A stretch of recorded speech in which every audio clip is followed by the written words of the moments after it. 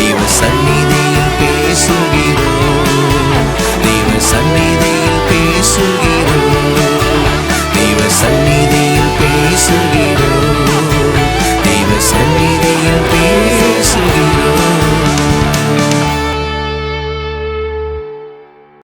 எபேசியர் 6ஆம் அதிகாரத்தில் 10வது வசனத்திலிருந்து 17ஆம் வசனம் வரையிலும் வாசிக்கிறோம். எபேசியர் 6ஆம் அதிகாரம் 10லிருந்து 17 வசனங்கள். கடைசியாக என் சகோதரரை, கர்த்தரிலும் அவருடைய சத்துவத்தின் வல்லமையிலும் பலப்படுங்கள். நீங்கள் பிசாசின் தந்திரங்களோடு எதிர்த்து நிற்க திராணி உள்ளவர்களாகும்படி தேவனுடைய சர்வாயுத வர்க்கத்தையும் தரித்து கொள்ளுங்கள். ஏனெனில் மாம்சத்தோடும் இரத்தத்தோடும் அல்ல, துரைத்தனங்களோடும் அதிகாரங்களோடும் இப்பிரபஞ்சத்தின் அந்தகார லோகாதிபதிகளோடும் வான மண்டலங்களில் உள்ள பொல்லாத ஆவிகளின் சேனைகளோடும் நமக்கு போராட்டம் உண்டு. ஆகையால் தீங்கு நாளிலே அவைகளை நீங்கள் எதிர்க்கவும் சகலத்தையும் செய்து முடித்தவர்களாய் நிற்கவும் திராணி உள்ளவர்களாகும்படிக்கு தேவனுடைய சர்வாயுத வர்க்கத்தையும் எடுத்துக்கொள்ளுங்கள். சத்தியம் என்னும் கட்சியை உங்கள் அறையில் கட்டினவர்களாயும் நீதி என்னும் மார்க்கவசத்தை தரித்தவர்களாயும் சமாதானத்தின் சுவிசேஷத்திற்குரிய ஆயத்தம் என்னும் பாதரட்சியை கால்களிலே தொடுத்தவர்களாயும் பொல்லாங்கன் நெய்யும் அக்கினி அஸ்திரங்களையெல்லாம் அவித்து போடத்தக்கதாய் எல்லாவற்றிற்கும் மேலாக விசுவாசம் என்னும் கேடகத்தை பிடித்து கொண்டவர்களாயும் நில்லுங்கள்.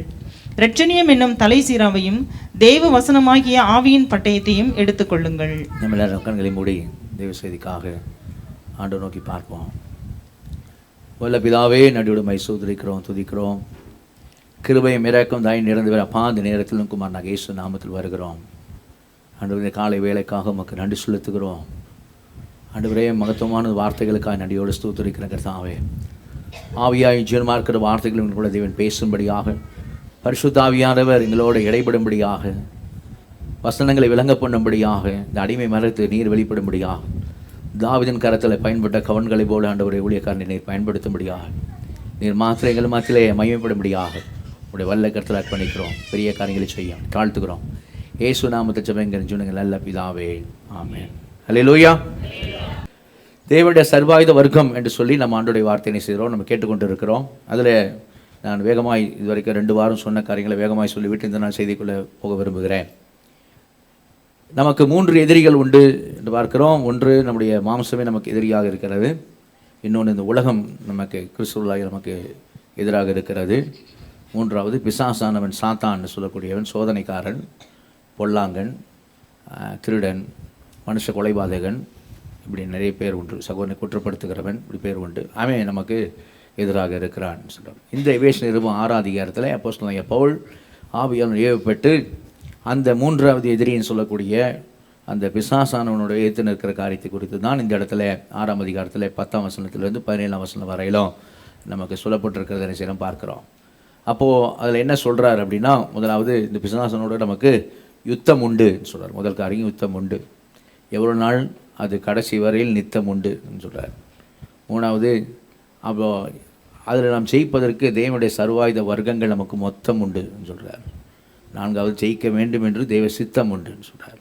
இந்த 4 காரியங்களை தான் என்ன செய்வோம் பார்ப்போம் என்று சொல்லி முதல் காரியத்தை பார்த்தோம். என்னென்னு சொன்னால், நமக்கு பிசாசனோட யுத்தம் உண்டு அப்படிங்கிறத அங்கே இந்த வசனம் நமக்கு சொல்கிறத என்ன செய்கிறோம் பார்க்குறோம். அந்த வசனம் தெளிவாக சொல்கிற விஷயம் என்ன அப்படின்னா, தம்பி ஸ்க்ரீனில் அந்த 10வது வசனம் 11வது வசனம் 12வது வசனம் போடுறது அது சொல்கிற விஷயம் என்ன அப்படின்னு சொல்லி பார்த்தீங்கன்னா, நமக்கு பிசாசானனோடு கூட பிசாசானுடைய தந்திரங்களோடு கூட நமக்கு யுத்தம் உண்டுன்னு சொல்லப்பட்டிருக்காது. மாம்சத்தோடு இரத்தத்தோடும் அல்ல, மனுஷர்களோடு நமக்கு யுத்தம் இல்லை. பிசாசானுடைய தந்திரங்களோடு நம்ம எதிர்த்து நிற்க திராணிகள் ஆகும்படி. அப்போ அவன் தந்திரமானவன், அவன் தந்திரங்களை எதிர்த்து நிற்க வேண்டும், ஜெயம் எடுக்க வேண்டும் அப்படின்னா பைபிள் எப்படி சொல்லலை அப்படின்னா, அவன் தந்திரம் உள்ளவன், அவன் தந்திரங்களை எதிர்த்து நிற்க நீங்களும் தந்திரம் உள்ளவர்களாக மாறுங்கள் என்று சொல்லாமல், தேவனுடைய சர்வாயுத வர்க்கத்தினை செய்யுங்கள், தரித்து கொள்ளுங்கள் என்று சொல்கிறத பார்க்குறோம். அப்போ யுத்தம் உண்டு. மாம்சத்தோடு ரத்தத்தோடும் அல்ல, பிசாசானவனோடு அவனுடைய தந்திரங்களோடு நமக்கு யுத்தம் உண்டு. அந்த யுத்தத்திலே நாம் நிற்பதற்கும் ஜெயிப்பதற்கும் நமக்கு தேவனுடைய சர்வாயுத வர்க்கம் அவசியமாக இருக்கிறது அப்படின்னு பார்க்குறோம். 2வது, இந்த வசனங்கள் எப்படி சொல்லியிருக்கு அப்படின்னு சொன்னால் 12ஆம் வசனம் 13ஆம் வசனம் எல்லாம் பார்க்கும் பொழுது போராட்டம் உண்டு அப்படின்னு சொல்லி சொல்கிறத என்ன செய்கிறோம் பார்க்குறோம். அப்போ நித்தம் இந்த யுத்தம் உண்டு. நம்முடைய கடைசி மூச்சு வரையிலும், இயேசுடைய வருகை வரையிலும் இந்த யுத்தம் உண்டு. அப்போ மாம்சத்தோட ரத்தத்தோட யுத்தம் இல்லை அப்படின்னா 12ஆம் வசனம் போட்டு இல்லை. யாரோட யுத்தம் இருக்குது? இந்த பிசாசனோட யுத்தம்னு சொன்னால் அங்கே துரைத்தனங்களோடும் அதிகாரங்களோடும் பிரபஞ்சத்தின் அந்தகார லோகாதிபதிகளோடும் வானமிடத்தில் பொல்லாத ஆவிகளின் சேனைகளோடும் நமக்கு போராட்டம் உண்டு அப்படின்னு பார்க்குறோம். அப்போ அவனுடைய நெட்வொர்க்கோட, நான் சொன்னேன், சர்வ வியாபி கிடையாது, அவன் எங்கும் நிறைந்திருக்கிறவன் இல்லை. அவன் இப்போ எப்படி வேலை செய்கிறான் அப்படின்னா, அவனோடு ஒரு விழுந்த தூதர்கள் அவர்களை நெட்வொர்க்காக வைத்து என்ன செய்கிறான், வேலை செய்கிறான் அப்படின்னு சொல்லி பார்க்குறோம்.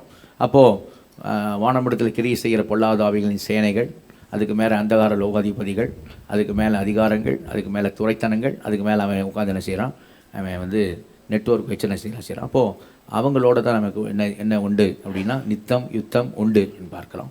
அப்போ இதில் ஜெயிப்பதற்கு நமக்கு தேவனுடைய சர்வாயுத வர்க்கத்தை மொத்தம் நமக்கு உண்டு, அதை நாம் தரித்து கொள்ள வேண்டும்.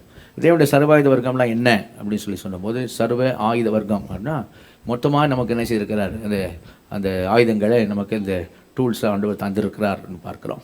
அதில் என்ன ஆண்டவர் தந்திருக்கிறார்னு பார்க்கும்போது, முதலாவது காரியத்தை சத்தியம் என்னும் அரை கட்சி பெல்ட், ட்ரூத் என்ற பெல்ட், அரை கட்சியை நம்ம கட்டினவர்களாக என்ன செய்ய வேண்டும், காணப்பட வேண்டும் அப்படின்னு சொல்லி பார்க்குறோம். சத்தியம்னா அப்போது சத்தியம் என்ன பெல்ட்டை கட்டியிருக்கிறதுனா என்ன அப்படின்னு சொன்னால், சத்தியத்தில் பிள்ளைகள் நடக்கிறார்கள்.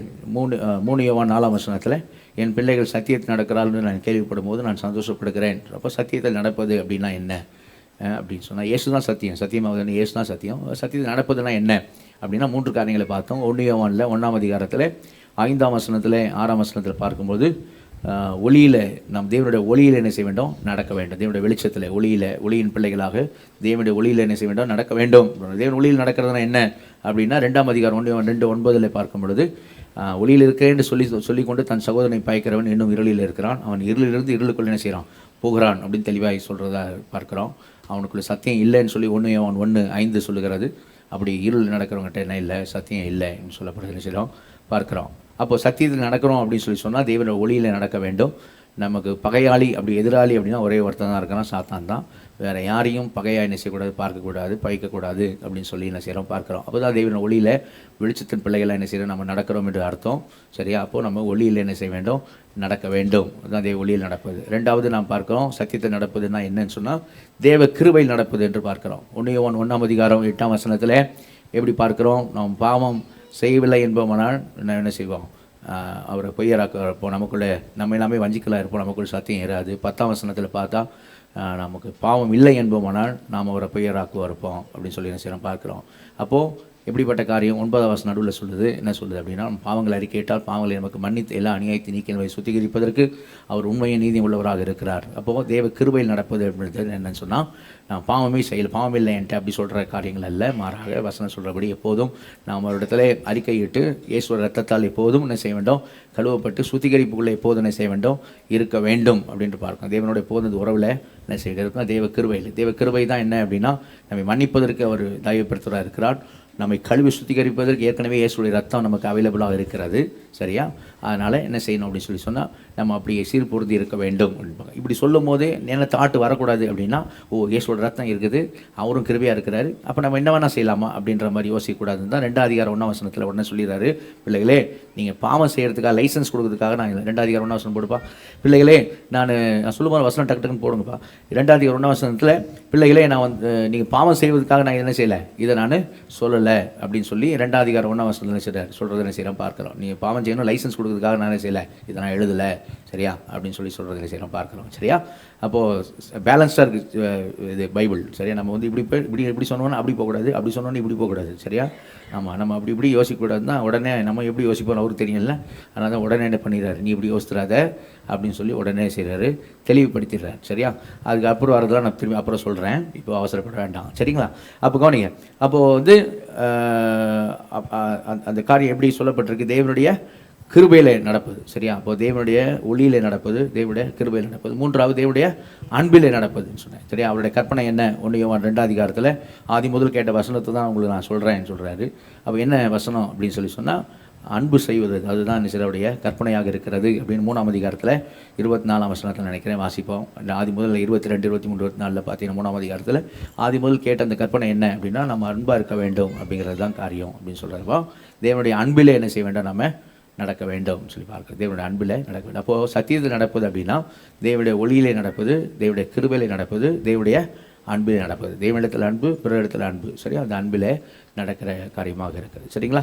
அப்போ இந்த 3 காரியம் தான் சத்தியம் இருக்கிறதான காரியத்தை செய்கிறோம் பார்க்குறோம். அப்போ சத்தியத்தின் அரைக்கட்சியை அறையில் கட்டினவர்களாகியும் அப்படின்னு நம்ம வாசிக்கிறோம். 2வது நீதி என்னும் மார்க்கவசை தரித்தவர்களாகின்னு பார்க்குறோம்.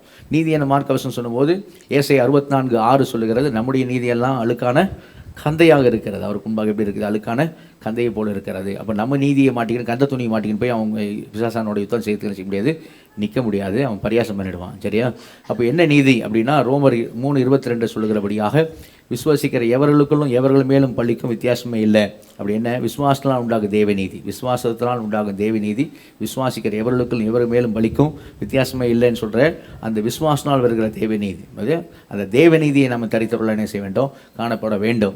ரோமர் 10:4 சொல்லுகிறபடியாக இயேசு கிறிஸ்து நியாயப்பிரமாணத்தின் முடிவாக இருக்கிறார். விசுவாசிக்கிற எவனுக்கும் நீதி உண்டாகும்படி அவர் நியாயப்பிரமாணத்தினுடைய முடிவாக இருக்கிறார். இப்போ இயேசை விசுவாசிக்கும் பொழுது அதே தேவன் நமக்கு நீதியாக எண்ணுகிறார். இயேசுடைய நீதி நமக்கு என்ன செய்யுது? நமக்கு கிடைக்கிறது. சரி, ஏன்னா நம்முடைய பாவத்தை அவர் சுமந்ததுனால அவருடைய நீதி நமக்கு என்ன செய்யுது? நமக்கு கிடைக்கிறது பார்க்கிறோம். அந்த தேவ நீதியை நாம் என்ன செய்ய வேண்டும்? தரித்தவர்களாக என்ன செய்ய வேண்டும்? காணப்பட வேண்டும். அந்த 2 Corinthians 5:21 நாம் தேவனுக்குள்ள நீதியாகும்படிக்கு பாவம் அறியாத அவரை நமக்காக பாவமாக்கினார் அப்படின்னு செய்வோம், வாசிப்போம். சரியா? அப்போது நீதி, அவருடைய நீதி நம்ம மேல் வருகிறது. சரிங்களா? நம்முடைய பாவத்தை அவர் சுமந்ததுனால அப்போ அந்த நீதியோடு என்ன செய்யணும்? நம்ம நடக்க வேண்டும்னு சொல்லி பார்க்குறோம். அதில் 2 காரியம் பார்த்தோம். ஒன்று என்னதுன்னா ஸ்தானத்து நீதி அப்படின்னு பார்க்குறோம். அது உதாரணத்துக்கு சொன்ன ஸ்தானத்து நீதினா பொசிஷன், எந்த பொசிஷனில் நம்ம இருக்கிறோம் அப்படின்றத 2 Corinthians 6:18 சொல்லுகிறது. அப்பொழுது என்ன? நம்ம விக்கிரகாராதனை விட்டு வந்ததுனால அவர் நமக்கு பிதாவாக இருப்பார், நாம் அவருக்கு பிள்ளைகளாக இருப்போம் என்று சர்வ வல்லமையில் கர்த்தர் சொல்லுகிறான்னு பார்க்குறோம். அப்போ பிள்ளைகள், அவர் பிதா, நாம் பிள்ளைகள் அப்படிங்கிற ஸ்தானம் அது எப்படி கிடச்சிது? நம்ம படிச்செல்லாம் வாங்கலை, நம்ம எதுவும் சாதிச்செல்லாம் வாங்கலை, கிருபையும் அவரே செய்த விஷயமா இருக்குது. ஸ்தானத்துடைய நீதியாக இருக்குது. இப்போ இந்த ஸ்தானத்தின் பொசிஷத்தினுடைய நீதியை பெற்றிருக்கிற நாம அடுத்த அதிகாரம் 7 அதிகாரம் 1 வசனம் சொல்லுது, இப்படிப்பட்ட வாக்கு தத்தங்கள் நமக்கு உண்டாயிருக்கிற அப்படின்னால மாம்சத்தின் ஆவியில் உண்டான எல்லா அசூசியும் நீங்கள் பரிசுத்தமாக தெய்வ பயத்தோடு பூர்ணப்படுத்த கடவோம் அப்படின்னு சொல்கிறத பார்க்குறோம். அது வந்து நடைமுறை நீதியாக நாம ப்ராக்டிக்கல் ரைசியஸ்னஸ், நம்ம தொடர்ந்து வாழ்க்கையில் நாம் செய்ய வேண்டிய நீதி அப்படிங்கிறத என்ன செய்கிறோம் பார்க்குறோம். அப்போ நீதி என்ன மார்க்க அவசரம் அப்படின்னா இதுதான். என்னன்னு சொன்னால் அந்த தேவ நீதியை தரித்தவர்களாக, அந்த ஸ்தானத்து நீதி, தேவ பிள்ளையாக ஸ்தானத்து நீதியாக இருக்கிற நடைமுறை நீதியும் கொண்டவராக என்ன செய்கிறோம்? நிற்கிற காரியம் என்ன செய்கிறோம் பார்க்குறோம். சரிங்களா? அதுதான் நம்ம என்ன செய்கிறோம்? 2 காரியம் பார்க்குறோம். ஒன்று வந்து சத்தியம் கச்சை அறையில் கட்டினவர்களாகியும், 2வது நீதி என்ன மார்க்க அவசரத்தை தரித்தவர்களாகியும் அப்படின்னு சொல்லி செய்கிறோம் பார்க்குறோம். 3வது சமாதானத்தில் சுவிசேஷத்துக்கு ஒரு ஆயத்தம் என்ற பாதரட்சியை கால்களிலே தொடுத்தவர்களாயும் அப்படின்னு பார்க்குறோம் இல்லையா? அப்போ என்னென்ன சொல்லிட்டோம்? தேவன் நமக்கு ரோமர் 5:1 சொல்லுகிறது, விசுவாசத்தினாலே நாம் தேவனிடத்தில் என்ன பெற்றிருக்கிறோம்? நாம் சமாதானத்தை பெற்றிருக்கிறோம். இயேசு கிறிஸ்து விசுவாசத்தினாலே சமாதானத்தை பெற்றிருக்கிறோம் அப்படின்னு பார்க்கிறோம். இந்த சமாதானம் எப்படி உண்டாச்சு? கொலோசியர் 1 அதிகாரத்தில் 19-20 வசனங்களை பார்க்கும் பொழுது அங்கே தேவன் நம்மளை சமாதானம் பண்ணிக்கொள்ள அவருக்கு பிரியமாயிற்று. சிலுவையிலே இயேசு சிந்தின ரத்தத்தினாலே நம்மை சமாதானம் பண்ணிக்கொள்ள தேவனுக்கு பிரியமாயிற்று அப்படின்னு சொல்றதை செய்ய பார்க்கிறோம். எப்படி அவர் அதை செய்தார் அப்படின்னா அடுத்த வசனம் சொல்லுது, மனதிலே சத்துருக்களாயும் துர்க்கதியினாலே சத்துருக்களாக இருந்த நாமள குற்றமற்றவர்களாகவும் கண்டிக்கப்படாதாலும் பரிசுத்தமுள்ளவர்களாகவும் அவர் கும்பாக நிறுத்தும்படியாக நம்மை அவருடைய குமாரன் மாம்ச சரீரத்தை அடைந்த மரணத்தினாலே நம்மை அவரோடு என்ன செய்தார்? ஒப்புரவாக்கினார். நமக்கு சமாதானம் கிடைச்சிருக்கு அப்படின்னு என்ன செய்கிறோம் பார்க்கிறோம். சரியா? அப்போ அந்த சமாதானம் கிடைத்திருக்கிறது. நான் தேவனிடத்தில் சமாதானம் பெற்றிருக்கிறேன். சரியா? அவருடைய பிள்ளையா இருக்கிறேன். எனக்கு தேவன் இருக்கு. எனக்கும் நான் தேவனுக்கு சத்ரு இல்லை, தேவனுக்கு சத்ருவா இருந்தேன். இப்போ தேவனோட பிள்ளையா இருக்கிறேன். அவர் ராஜ்யத்தில் இருக்கேன், ராஜ்யத்தின் பிள்ளை நான், அவர் பிள்ளை நான் அப்படிங்கிற அந்த சமாதானம் என்கிறதான அந்த பாதரட்சியை தான் என்ன பண்ணோம்? என்ன செய்யணும்? நிற்க வைக்கணும். அப்போ இந்த சமாதானம் நமக்கு கொண்டு தேவன் பிரியமாக நம்ம மேலே பிரியம் கொண்டு அவருக்கு பிரியமானது நமக்கு தந்த காரியமாக இருக்கிறது. 2வது இயேசு கிறிஸ்து இல்லாமல் சமாதானம் இல்லை, அவர் சிலுவையில் சிந்தின ரத்தத்தினால தான். அதனால எபேசியர் 2 அதிகாரத்தில் நம்ம 13 வசனத்திலிருந்து பார்க்கும் பொழுது தூரத்தில் இருந்த நாம இப்போ என்ன செய்ய? இயேசுவோட ரத்தத்தினால நம்ம இருக்கோம், சமாதானம் நம்ம சமீபத்துக்கு வந்திருக்கிறோம். அப்போது இரு தரத்தாரையும் யூதர்களையும் நம்மையை ஒன்றாக்கி பகையான நடுசுவரை தகர்த்து நம்ம இருவரையும் ஒரே புதிய மனுஷனாக சிருஷ்டித்து தேவனோடு நம்மளை ஒப்புரவாக்கினார் அப்படின்னு செய்ய வசனங்கள் சொல்றதை செய்ய முடியும், பார்க்க முடியும். இரு தரத்தார் ஒரே சரீரமாக தேவனோட ஒப்புரவாக்கினார் அப்படின்ட்டு அப்படி நம்ம ஒப்புரவானதான நம்ம சமாதானம் பெற்றிருக்கிறோம். சமாதான சுவிசேஷத்துடைய ஆயத்தம் அப்படிங்கிற காரியத்தை நம்ம 20ஆம் தேதி பார்ப்போம்னு சொன்னேன். மற்ற நாள் பார்ப்போம், இன்னொரு நாள் பார்ப்போம்னு சொன்னேன். சரி, அதனால் இது வந்து சமாதானம் அப்படின்ற சுவிசேஷத்துடைய பாதரட்சியை கால்களில் நாம் தொடுத்தோடு என்ன செய்ய வேண்டும்? காணப்பட வேண்டும் சொல்லிக்கலாம். கடந்த வாரங்களை பார்க்கும்போது நீங்கள் இது கடந்த வாரம் பார்த்தோம். அதோடு நம்ம என்ன பார்த்தோம் அப்படின்னா விசுவாசம் வேண்டும் கேடகம் என்கிற விஷயத்தை நம்ம என்ன செய்தோம் பார்த்தோம். அதை மறுபடியும் வாசிப்போம். ஏன்னா அது இன்றைக்கி கொஞ்சம் கவனிங்க, ரொம்ப முக்கியமானது. எல்லா செய்தியும் முக்கியமானது தான். இன்றைக்கி செய்தி மட்டும் நீங்கள் நல்லா நம்ம உள் வாங்கிட்டோம் அப்படின்னு சொல்லி சொன்னால், நிஜமாக சொல்கிறேன், இன்றைக்கி செய்தி நம்ம நல்லா உள் வாங்கிட்டோம் அப்படின்னு சொல்லி சொன்னால் நம்மளை எதுவுமே இந்த உலகத்தில் அசைக்க முடியாது. அல்லேலூயா சொல்லுவோமா? அல்லேலூயா. என்னன்னாலும் சரி, இந்த உலகத்தில் என்ன நடந்தாலும் சரி, அதை நம்மளை என்ன செய்யாது அப்படின்னா நிச்சயமாக 100% கேரண்டியாக சொல்கிறேன், அது நம்மளை அசைக்க முடியாது. அல்லேலூயா. அங்கே எழுதி கொடுத்துருக்கிறது மனுஷன் இல்லை, ஆண்டவர் மனுஷனை பேனா மாதிரி வச்சு பவுலை பயன்படுத்தி எழுதி கொடுத்துருக்க விஷயம் அப்படி தான் இருக்குது. அதனால் அது கரெக்டாக எழுதின பிரகாரம் அருளப்பட்ட பிரகாரம் மட்டும் நம்ம சபையாக நம்ம கரெக்டாக அதை ரிசீவ் பண்ணிட்டேன்னு வைங்களேன், அது கரெக்டாக பிடிச்சிட்டோம். நான் சொல்கிறேன், இந்த செய்தியை மறக்கலை, வாழ்க்கையில் கடைசி மூச்சு வரைக்கும் மறக்கலை அப்படின்னா கடைசி மூச்சு வரைக்கும் நம்ம லைஃப்பில் என்ன வந்தாலும் சரி, என்ன நடந்தாலும் சரி, என்ன நடக்காமல் போனாலும் சரி, நம்ம எப்படி இருப்போம் அப்படின்னு சொன்னால் எதுவும் என்னை அசைப்பதில்லைன்னு நிற்போம். அல்லேலூயா. அப்படி தான் நிற்கணும்னு ஆண்டவர் விரும்புகிறனால தான் அப்படி எழுதி கொடுத்துருக்கிறார். சரியா? வாசிப்போம். வாசிக்க பேச 6ஆம் அதிகாரத்தில் 16 வசனம் வாசிக்க. 16:16. பொல்லாங்கன் எய்யும் அக்கினி ஆஸ்திரங்களை எல்லாம் அவித்து போடத்தக்கதாய் எல்லாவற்றிற்கும் மேலாக விசுவாசம் என்னும் கேடகத்தை பிடித்து கொண்டவர்களாயும் நில்லுங்கள். அல்லேலூயா. ரெண்டு வார்த்தையை கவனிக்கிறோம். ஒன்று அக்கினி ஆஸ்திரங்கள். கடந்த வாரம் 2 வீடியோ பார்த்தோம், ஞாபகம் நினைக்கிறேன். அக்கினி ஆஸ்திரங்கள் அப்படின்னா அந்த நாட்கள் பவுல் நாட்களில் என்ன இல்லை அப்படின்னா இந்த நியூக்ளியர் பாம்ஸ் ஏவுகணைகள்லாம் இந்த நாட்களில் இல்லை. அதனால் பவுல் டைமில் எப்படின்னா நான் காமிச்சேன், இந்த நேபுகாத்நேச்சார் எருசலேம் பிடிக்கிறதுக்கு இந்த அம்பில் அக்கினியை வச்சு என்ன பண்ணுறாங்க, அதை தேசத்துக்குள்ள செய்கிறாங்க, வெளியே இருந்து அனுப்புறது அக்கினி ஆஸ்திரங்கள் அப்படின்னு சொல்கிறத சரி பார்க்குறோம். அதுதான் மனதில் வைத்து தான் அவர் சொல்கிறார். சரியா? அப்போ அது என்னன்றதை நம்ம புரிஞ்சு கொள்கிறோம். எதிராளி பகைவன் நம்மளுக்கு அனுப்புகிற அவன் அனுப்புறதுக்கான ஆயுதங்களை நம்மளை தாக்கக்கூடிய காரியமாக அனுப்புகிறான் அப்படின்னு சொல்லி பார்க்குறோம். பிசாசனும் எப்படிப்பட்ட அக்னி ஆஸ்திரங்களை பயன்படுத்துகிறான் அப்படின்னு சொல்லி சொன்னால் லிட்டரலாக அம்புல அக்னி வச்சு அவன் அனுப்புறதில்ல. பயம், பெருமை, கோபம், பொய், சந்தேகம், அவிசுவாசம், அவநம்பிக்கை, இச்சை, சரியா, இப்படிப்பட்ட காரியங்கள்லாம் இவன் நிறையா இருக்குது. இப்படிப்பட்ட காரியங்கள்லாம் என்ன பண்ணுறான் அப்படின்னா அம்பாக என்ன செய்கிறான், அக்னி ஆஸ்திரமாக என்ன செய்கிறான், பயன்படுத்துகிறான். கடந்த வாரம் நம்ம இன்னொரு வீடியோ பார்த்தோம். அது தற்காலத்தில் இஸ்ரேல் தேசத்தில் எப்படி அவங்க எதிராளிகள் அந்த ஏவுகணையை அனுப்பும்போது இவங்க எப்படி தடுக்கிறாங்க அப்படின்னு சொல்லி பார்த்தோம். 2 காரியம் இருக்குது. ஒன்று அயன் டாம் அப்படின்னு சொல்லி பார்த்தோம். இன்னொன்று டேவிட் ஸ்லிங் சொல்லக்கூடிய தாவீதுடைய கவன்கள்னு. இது 2 என்ன செய்யும் அப்படின்னு சொல்லி சொன்னால் அந்த எதிராளியுடைய ஏவுகணை தேசத்துக்குள்ளே வரும்பொழுது இது உடனே ரேடார் காமிச்சு கொடுத்துரும். ரேடார் உடனே சொல்லிடும் என்னான்ட்டு இப்படி ஒன்று வருதுன்னு சொன்னோடனே அதை அடிக்கிறது கரெக்டாக எது அப்படின்னு சொல்லி ஒருவேளை டேவிட் ஸ்லிங்கா அல்லது இதுவா அயன் டாமான்னு பார்த்தாங்க. அதுலேருந்து ஒரு ஏவுகணை என்ன செய்ய போகும். இது தேசத்துக்குள்ளே வரும்போதே ஆகாயத்தில் வச்சே என்ன பண்ணோம் அப்படின்னு சொன்னால் அதை அடிச்சு என்ன செய்யணும், அதை ஒன்றில்லாமல் ஆக்கிடும். அந்த வார்த்தை ஒன்றில்லாமல் ஆக்கிற வார்த்தை தான் அக்கினி ஆஸ்திரங்கள் எல்லாம் அவித்து போடத்தக்கதாய், அது ஒன்றுமில்லாமல் ஆக்கத்தக்கதாய். அல்லேலூயா. அதை தாக்கவே அங்கேயே காலி பண்ணிடுறாங்க. அதான் அந்த அர்த்தத்தில் அங்கே சொல்லப்பட்டிருக்குது. அதுதான் வீடியோலையும் பார்த்தோம். அதை அவித்து போடத்தக்கதாக. இப்பெல்லாம் கொஞ்சம் முக்கியமானது, அவன் அக்கினி ஆஸ்திரத்தை எய்ய மாட்டான் சரியா அப்படின்னு என்ன செய்யலை, சொல்லலை. சரியா? அக்கினி ஆஸ்திரத்தை எய்ய மாட்டான்னு சொல்லலை. சரியா? அப்போது அதை அவித்து போட முடியாது, அதை ஒன்று இல்லாமல் ஆக்க முடியாது அப்படின்னு பைபிள் வசனம் சொல்லலை. அவன் அக்கினி ஆஸ்திரங்களை எய்வான்னு சொல்லுது. சரியா? அதை அவித்து போட முடியும், அது ஒன்று இல்லாமல் ஆக்க முடியும்னு பைபிள் சொல்லுது. அப்போது 2க்கும் பைபிள் என்ன தான் சொல்லுது அப்படின்னு எப்படி செய்ய முடியும் அப்படின்னு சொன்னால் இந்த அயன் டாம் மாதிரி, இந்த டேவிட் ஸ்லிங் மாதிரி நீங்கள் என்ன செய்யலாம் அப்படின்னு சொன்னால் நீங்கள் விசுவாசம் என்ன கேடகத்தை பிடித்து கொண்டவர்களாய் நில்லுங்கள். அல்லேலூயா. இப்போ முக்கியமாக நமக்கு தெரிய வேண்டியது என்னென்னா, நான் கடந்த வாரம் கொஞ்சம் வேகமாக சொன்னேன். சரியா? இன்னைக்கு கொஞ்சம் டீட்டெயிலாக சொல்கிறேன். விசுவாசம் என்னும் கேடகத்தை கையில் பிடித்தவர்களாக நில்லுங்கள் அப்படின்னு நீங்கள் சொல்கிற இந்த வார்த்தை எப்படி அர்த்தத்தில் சொல்லியிருக்கு அப்படிங்கிறத நம்ம தெரிஞ்சுக்க வேண்டியது ரொம்ப அவசியம். சரியா? விசுவாசம் கேடகம் இதை புரிஞ்சு கொள்றதுக்காக தான் நான் விசுவாசனால் நீதிமான் பிழைப்பான் அப்படின்னு ஆபக்குக் புஸ்தகத்தில் பழைய ஏற்பாட்டிலேயே சொல்லியிருக்கு. புதிய ஏற்பாடு சத்தியம், விசுவாச நீதிமான் பிழைப்பான். ரோமர் 1:17, கலாத்தியர் 3ஆம் அதிகாரத்தில் 8ஆம் வசனம் நினைக்கிறேன் அங்கே வர. அதே போல் எபிரேயர் 10ஆம் அதிகாரத்தில் வர வசனம் 3 இடத்துல புதிய ஏற்பாட்டில் வருகிறது. பெரிய ஒரு ரிஃபர்மேஷன் மறுமலர்ச்சி இந்த வசனத்தினால், விசுவாசனால் நீதிமான் பிழைப்பான்றத வசனத்தினால தான் உண்டானது. அப்போ அந்த விசுவாசம் என்ன கேடகத்தை பிடித்தவர்களாக நில்லுங்கன்னா என்ன விசுவாசம் அப்படிங்கிறது ரொம்ப முக்கியம். விசுவாசம் கேடகம்னா என்ன விசுவாசம், எதை பிடித்தவர்களாக நம்ம ஜெயிக்க முடியும் அப்படிங்கிறது ரொம்ப முக்கியம்.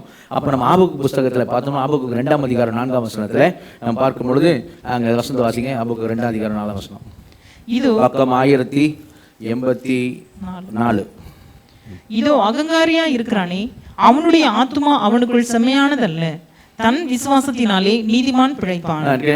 போன வாரமே சொன்னேன், இருந்தாலும் மறுபடியும் சொல்கிறேன். இந்த ஆபக்குக் வசனத்தை புரிந்து கொள்றதுக்கு அந்த புக்கோட பின்னணி என்ன செய்யணும், நாம் புரிந்து கொள்ள வேண்டும்.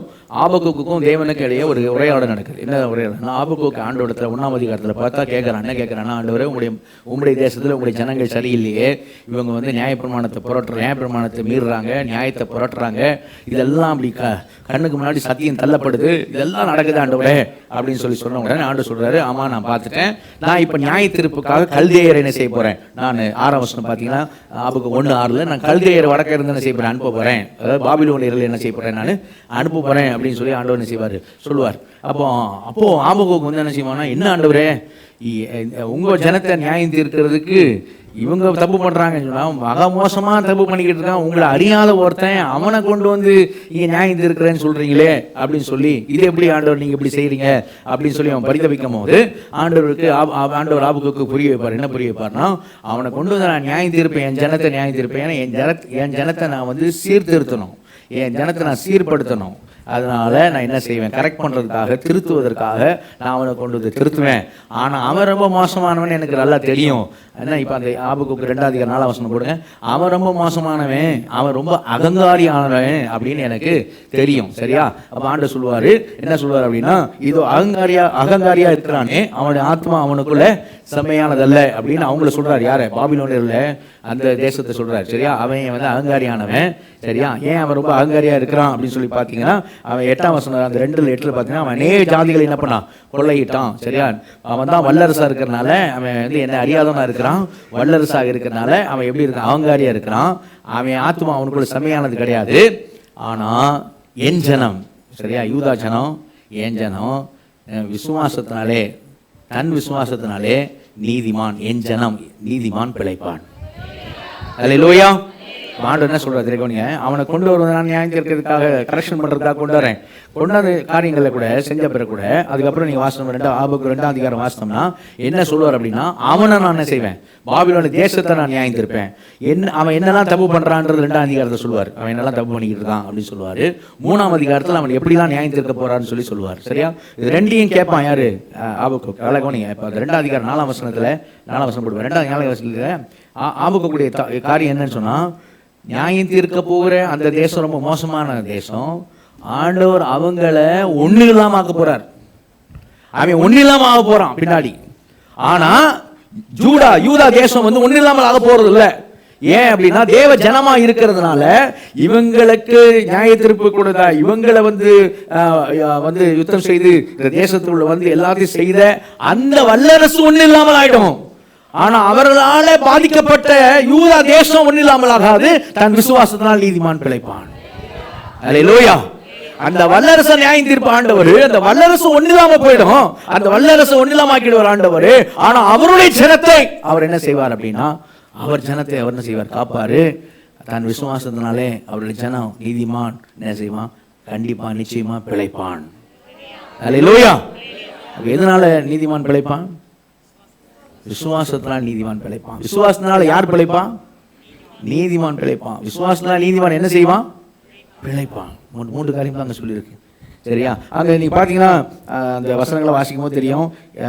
3ஆம் அதிகாரத்தில் ஆபகுக்கு 3ல் 2ஆம் வசனத்தில் லாஸ்ட்டில் பார்த்தீங்கன்னா ஆபகு சொல்லுவார், கோபித்தாலும் இரக்கத்தை என்ன செய்யும், நினைத்தரலும் சொல்லுவார். ஆபகுக்கு 3:2 பார்த்தீங்கன்னா, நீர் கோபம் கொண்டால் எதை நினைத்தரலும், இரக்கத்தை நினைத்தரலும். சரியா? இரக்கத்தை நினைத்தரலும் அப்படின்னு சொல்லும் போது இது எங்கேயாவது கேட்ட மாதிரி இருக்கா? நினைத்தரலும் அப்படின்னு சொல்றது, நினைத்தரலும் சொல்றா. எசேக்கியா ராஜா என்ன நினைத்தரலும் சொல்றாங்க.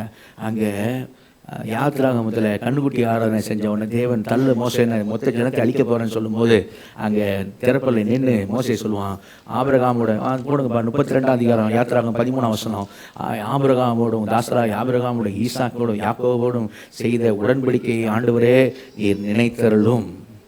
அல்லேலூயா. ஏன்னா நீர் ஆணையிட்டு சொல்லியிருக்கிறீர், நீர் உங்களுடைய பேர்ல ஆணையிட்டு சொல்லியிருக்கிறீர். அதனால என்ன செய்யுங்க, ஆணையிட்டு சொன்னீரே என்று கெஞ்சி பிரார்த்தித்தான். நினைத்தருளும் சொன்னான். 34ஆம் அதிகாரத்தில் 6ஆம் வசனத்தில் ஆண்டு சொன்னாரு, கர்த்தர் கர்த்தர் நான் இரக்கமும் மனதுருக்கமும் கிருபையும் உள்ள தேவன் சொன்னார். அல்லேலூயா. அல்லேலூயா. இரக்கமுள்ள தேவன் சொன்னார், கிருபை உள்ள தேவன் சொன்னார். சரியா? அப்போ இரக்கம், அப்போ அந்த இரக்கத்தை தான் நினைத்தருளும். அன்னைக்கு ஜனத்துக்கு நீர் காண்பித்தீர இரக்கம் யாரை நினைச்சு, ஆபிரகாம் ஈசாக்கு யாக்கோவோடு முற்பிதாக்களோடு செய்த உடன்படிக்கையை நீர் நினைத்தருளி என்ன பண்ண, இரக்கம் காமிச்சிங்களே. நீர் இரக்கம் உள்ளவர் என்று சொன்னீரே, காமிச்சீரே. சரியா? உங்களுடைய மகிமையெல்லாம் கடந்து போக செய்தீரே. நீர் யார் எப்படி இருக்கு, நீர் இரக்கம் உள்ளவர் இருக்கிறீர். அந்த இரக்கத்தை என்ன செய்தரும், நீ நினைத்தருளும் அப்படின்னு சொல்லி இந்த ஆபிரகாம் ஈசாக்கு யாக்கோவோடு செய்த உடன்படிக்கை கரைத்தனை செய்யல கொண்டு வரதனை செய்யணும் பார்க்கிறோம். அதனால தான் நீங்கள் அந்த ஆபகுக்கு 3ஆம் அதிகாரத்துக்கு வரும்பொழுது எப்படிப்பட்ட வார்த்தைகள் சொல்லியிருக்கு அப்படின்னு சொல்லி பார்த்தீங்கன்னா 13ஆம் வசனம் பாருங்க. ஆபகுக்கு 3:13 வாசிங்க. உமது ஜனத்தின் ரட்சிப்புக்காகவும் நீர் அபிஷேகம் பண்ணுவித்தவனின் ரட்சிப்புக்காகவுமே நீர் புறப்பட்டீர். கழுத்தளவாக அஸ்திபாரத்தை திறப்பாக்கி துஷ்டனுடைய வீட்டிலிருந்த தலைவனை வெட்டினீர். அல்லேலூயா. உமது ஜனத்தின் ரட்சிப்புக்காகவும் நீர் அபிஷேகம் பண்ணி வைத்த ரட்சிப்புக்காகவே நீர் புறப்பட்டீர். அல்லேலூயா. அந்த சூழ்நிலையிலும் பாபிலோன் தேசம் வல்லரசு தேசம் என்ன வேணாலும் செய்ய முடியும், யாரை வேணாலும், சரியா? அந்த சூழ்நிலை கூட ஆண்டவர் என்ன செய்வார் சொன்னா அவருடைய ஜனத்தை ரட்சிப்பார். அல்லேலூயா. அப்படின்னு சொன்ன அடுத்து என்னன்னா, நீர் அபிஷேகம் பண்ணி மித்தவனின் ரட்சிப்புக்காக நீங்க யாரை குறிப்பிடுறாங்கன்னா தாவீது. தாவீதுட்ட சொன்னார், என்ன சொன்னாரு? உன்னுடைய குடும்பத்திலே, சரியா, ராஜ்யம் உன்னை விட்டு நீங்காது, செங்கோல் உன்னை விட்டு நீங்காது, யூதாவை விட்டு செங்கோல் நீங்காது. அப்படின்னா யூதாவு கண்டிப்பா ஒரு ராஜ்யம் இருந்தே ஆக வேண்டும். அல்லேலூயா. என்றென்றைக்கு யூதாவில் ஒரு ஆளு ஒருத்தர் ராஜரிகம் பண்ணியே ஆக வேண்டும். சரி, அப்போ ஆபிரகாமுக்கு இட்ட ஆணை என்ன? இந்த தேசத்தை உன் ஜனத்துக்கு நான் என்ன செய்வேன்? தருவேன். நிச்சயமாகவே நான் உன்னை ஆசீர்வதிக்க ஆசீர்வதித்து பெருகவே என்ன செய்வேன்? பெருக பண்ணுவேன். ஜனத்தை இல்லாமல் ஆக்கிட்டா அந்த ஆணையிட்டு சொன்ன வாக்குத்தத்தம் நிறைவேறாது. கவனி முக்கியமானது, சரியா? ஜனமே இல்லாம, யூதா ஜனமே இல்லாமல் ஆயிட்டா, பாபிலோனியர்களால யூதா ஜனம் முழுவதும் அழிக்கப்பட்டுட்டா, ஆபிரகாமுக்கு தன்னிலும் பெரியவர் ஒருவரும் இல்லை என்று தன் பேர் ஆணையிட்டு சொன்ன அந்த ஆணை அது இல்லாம போயிடும். சரியா? அப்ப தேவன் அப்படி செய்ய முடியாது. அப்ப கண்டிப்பா என்ன செய்யணும்னா யூதா இருந்தாக வேண்டும், அது பெருக வேண்டும். பெருக பண்ணுவேன்னு சொன்னா பெருக வேண்டும். இந்த தேசத்தை என்றென்றைக்கும் சுதந்திரமாக உன்னுடைய சந்ததிக்கு தருவேன்னு சொன்னாரு. அந்த தேசத்தை என்ன செய்ய வேண்டும்? ஏன்னா தேசத்துல தான் பிடுங்கப்படுறாங்க. இப்போ மறுபடியும் தேசத்தை என்ன செய்ய வேண்டும்? கொடுக்க வேண்டும். இங்க அபிஷேகம் பண்ணி வைத்தவன் இந்த ரட்சிப்புக்காக சொல்றது தாவீதை குறிக்கிற வார்த்தையாக இருக்கிறது. அப்ப தாவீதுடைய காரியம் என்னன்னு சொன்னா, தாவீதே உன்னுடைய வீட்டை விட்டு செங்கோல் நீங்காது, உன்னுடைய குமாரன் ஒருவன் சிங்காசனத்தில் என்றென்றைக்கு வீற்றிருப்பான் அப்படிங்கிற காரியம் உண்டு. அப்படின்னார். ஒரு ராஜ்யம் என்ன செய்ய வேண்டும்? யூதாவிலே உண்டாக வேண்டும். என்றென்றைக்கும் அது என்ன செய்ய வேண்டும்? அரசாள வேண்டும், ராஜரிகம் பண்ண வேண்டும். இந்த காரியங்கள் உண்டு. சரியா? அதனால தான் அங்க ஆபுக்கு சொல்லுவான். நீங்க பாத்தீங்கன்னா 9ஆம் வசனம் வாசிங்க. இதுல 3வது அதிகாரம் 9ஆம் வசனம். கோத்திரங்களுக்கு ஆணையிட்டு கொடுத்த வாக்கின்படியே உம்முடைய வில் நாணேற்றப்பட்டதாக விளங்கினது. சேலா. நீர் பூமியை பிளந்து ஆறுகளை உண்டாக்கினீர். சேலா அப்படின்னா மறுபடியும் சொல்லுங்க அர்த்தம். சரியா? சேலா அப்படின்னு சொன்னா மறுபடியும் சொல்லுங்க சொல்லிட்டு நம்ம கோத்திரங்க ஆணையிட்டு கொடுத்த வாக்கின்படி உங்களுடைய வில் நாணேற்றப்பட்டதாக விளங்கினது. சேலா அப்படின்னு சொன்னா என்ன ஆகும்? மறுபடியும் சொல்லணும். அல்லேலூயா.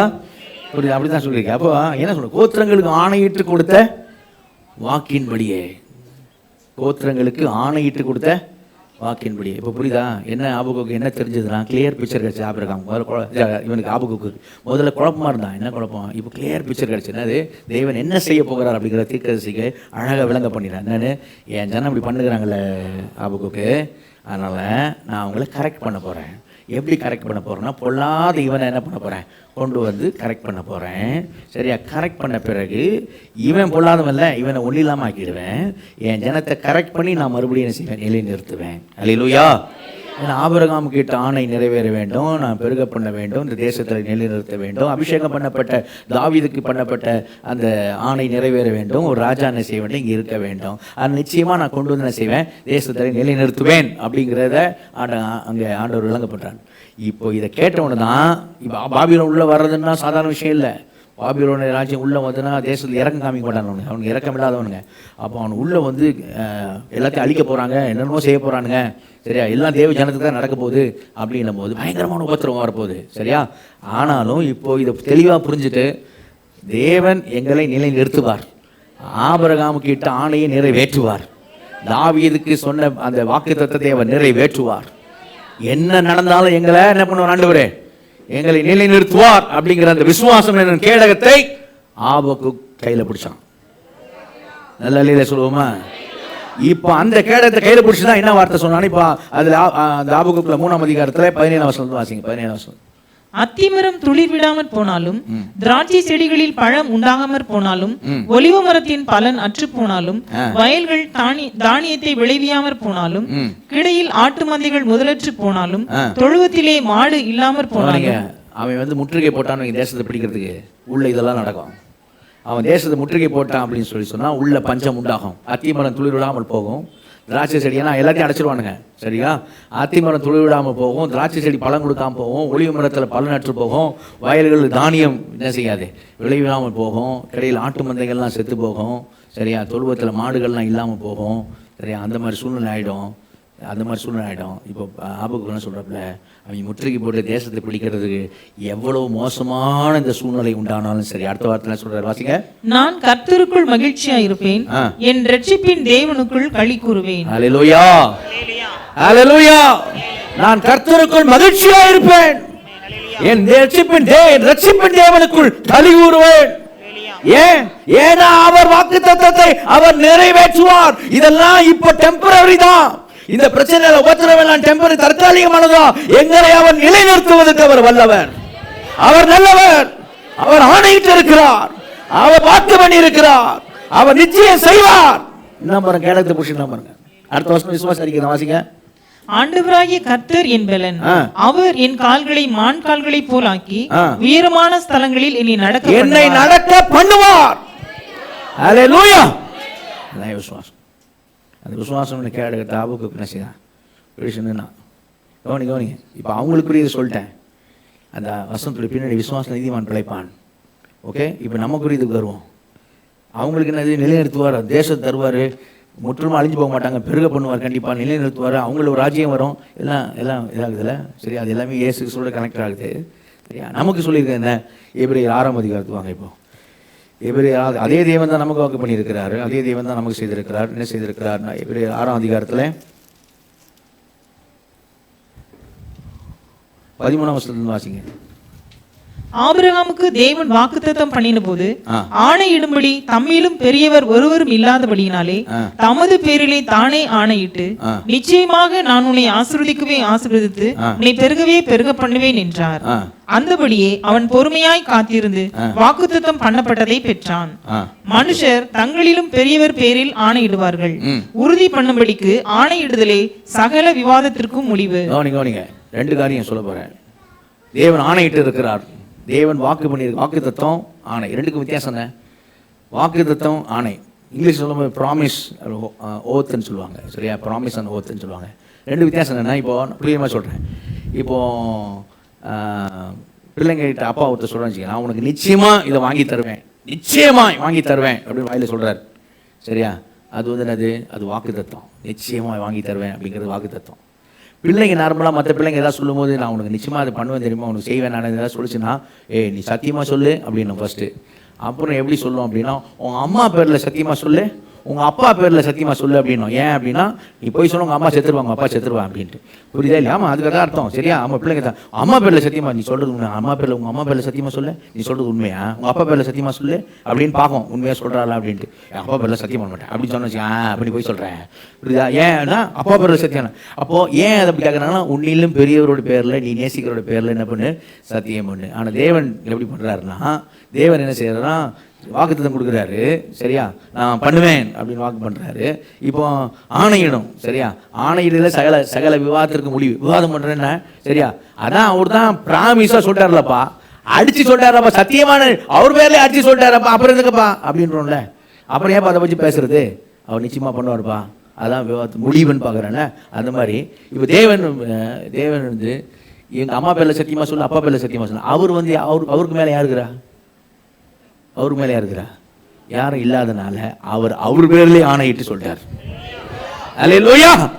தமிழும் பெரியவர் ஒருவரும் இல்லை என்று அவர் கண்டு என்ன பண்ணிட்டாரு? அவர் பேர்லேயே ஆணையிட்டு சொல்லிட்டார், சரிங்களா? இப்போ ரெண்டு விஷயம் இருக்குது.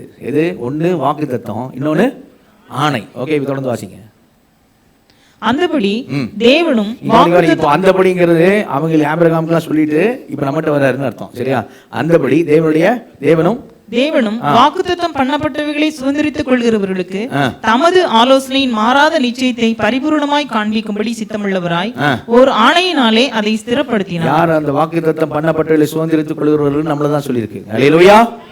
வாக்குத்தத்தம் பண்ணப்பட்டதை சுதந்திரித்துக் கொள்கிறவர்கள் சொல்லி சொன்னா, சரி, என்ன வாக்குத்தத்தம் நான் காமிக்கிறேன், என்ன எதை பேசிட்டு இருக்காரு எபிரேயர்னு சொல்லி காமிக்கிறேன்.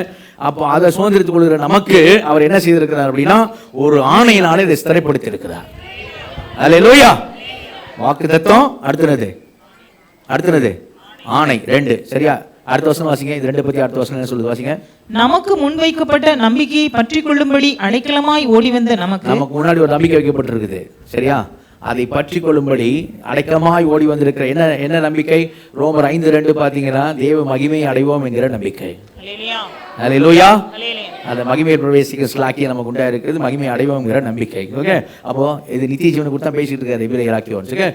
அந்த நம்பிக்கை நமக்கு முன்னாடி இருக்குது. அதை நாம பற்றி கொள்ளும்படி அடைக்கலமாய் ஓடி வந்த நமக்கு இரண்டு மாறாத விசேஷங்களினால். நீங்க சொல்லுங்க, இப்ப ரெண்டு மாறாத விசேஷம் அது ரெண்டுமே மாறாது. எது? ஆண்டுடைய வாக்குத்தத்தம், ஆண்டுடைய ஆணை. கரெக்ட் சொல்லுவோமா? புரிஞ்சிச்சு சொல்றவங்க லைலே சொல்லுங்க. நித்திய ஜீவனை அளிப்பேன் என்பதை அவர் நமக்கு செய்திருக்கிற தம்மையில பெருவர் ஒருவர் இல்லைன்னு சொல்லி அவர் தம் பேர்ல ஆணையிட்டு நமக்கு ஆணையிட்டு சொல்லி இருக்கிறார். அல்லேலூயா. எபிரேய 6ஆம் அதிகாரத்தில் வாசிக்கிற அவர் ஆணையிட்டு இருக்கிறார். ஓகே, அங்க 1 யோவான் 2:25 சொல்லுது நித்திய ஜீவன் அளிப்பேன் என்பதை அவர் நமக்கு செய்திருக்கிற வாக்கு தத்தம். அப்போ ரெண்டு மாறாத விசேஷம். அல்லேலூயா. தேவனுடைய வாக்கு தத்தமும் மாறாது, தேவனுடைய ஆணையும் மாறாது. சரியா? ஓகே, இதுதான் யார் புரிஞ்சுக்கிட்டா பழைய ஏற்பாட்டில்? ஆபிரகாம் புரிஞ்சுக்கிட்டான். பழைய ஏற்பாடு பரிசுத்தவான்களாம் புரிஞ்சுக்கிட்டாங்க. சரி, ஆபகுக்கு புரிஞ்சுக்கிட்டான், கேடகத்தை பிடிச்சிட்டான். சரியா? இப்போ நம்ம இப்போ கேடகத்தை பிடிக்கணும். எப்படி பிடிக்கிறது? இதுதான் கவனிங்க. அப்போ என்ன சொல்ல? ரெண்டு மாறாத விசேஷம். தேவனுடைய வாக்கு தத்தம், தேவனுடைய ஆணை. சரியா? விசேஷம் நிறைந்த ஆறுதல் உண்டாகும்படி எவ்வளவேனும் வார்த்தை கவனிச்சிங்களா? எவ்வளவேனும் பொய் உரையாத தேவன் அப்படி செய்தான். நல்ல கரங்கு தலையிலே சொல்லுவோமா? அல்லேலூயா.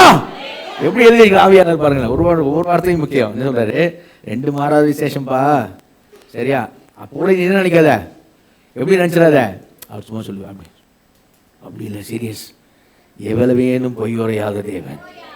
அல்லேலூயா. என்ன வாக்கு பண்ணுறாங்க? கொஞ்சம் எபிரேயர்ல முன்னாடி பார்த்தோம் நீங்களேன். எபிரேயர் 4ஆம் அதிகாரத்தில் 1ஆம் வசனம் வாசிங்க. ஸ்டார்டிங் வாசிங்க. ஆனபடியினாலே அவருடைய இளைப்பாறுதல் பிரவேசிப்பதற்கு ஏதுவான வாக்குத்தத்தம் நமக்கு உண்டாயிருக்கு. எங்க பிரவேசிக்கிறதுக்கான வாக்குத்தத்தம்? அவருடைய இளைப்பாறுதல். அல்லேலூயா. என்ன வாக்குத்தத்தம்? நமக்கு நித்திய ஜீவனை கொடுத்து தான் வாக்குத்தத்தம், இளைப்பாறுதல். ஏன்னா அதுல 9ஆம் வசனம் பாருங்க. ஆகையால் தேவனுடைய ஜனங்களுக்கு இளைப்பாறுகிற காலம் இனி வருகிறதா இருக்கிறார். சரியா? இனிமேல் தான் நம்ம என்ன பண்ணுறோம்? இளைப்பாறுதல் செய்ய போகிறோம், நம்ம பிரவேசிக்க போகிறோம். நித்திய ஜீவனை கொடுத்து என்ன பண்ணுறாரு? பேசுறதை செய்யணும் பார்க்கிறோம். 5ஆம் அதிகாரத்தில் நீங்கள் 5ஆம் அதிகாரத்தில் 4ஆம் வசனம் 5ஆம் வசனம் பார்த்தீங்கன்னா அங்கே என்ன சொல்லியிருக்கோம் அப்படின்னா, இயேசு கிறிஸ்து அவர் என்ன செய்திருக்கிறார்? 6ஆம் வசனம் பார்த்தீங்கன்னா, அவர் மெல்கிசேதேக்கு முறைமையின்படி அவர் ஆசாரியர், அவர் பிரதான ஆசாரியராக இருக்கிறார். அல்லேலூயா. இந்த ஆசாரியரை குறித்து நான் பின்னாடி கொஞ்ச நேரத்தில் சொல்கிறேன். சரி? ஆனால் என்ன சொல்லிட்டு வர்றாரு எப்படி ஆக்கியோன்றது காமிக்கிறேன். என்ன சொல்கிறாருன்னா, நமக்கு வாக்குத்தத்தம் இருக்குப்பா, இளைப்பாறுதல் பிரவேசிக்கும் வாக்குத்தத்தம் இருக்குப்பா. தேவ ஜனத்துக்கு இனிமேல் இளைப்பாறுதல் பிரவேசிக்க காலம் இனிமேல் தான்ப்பா வரப்போகுது.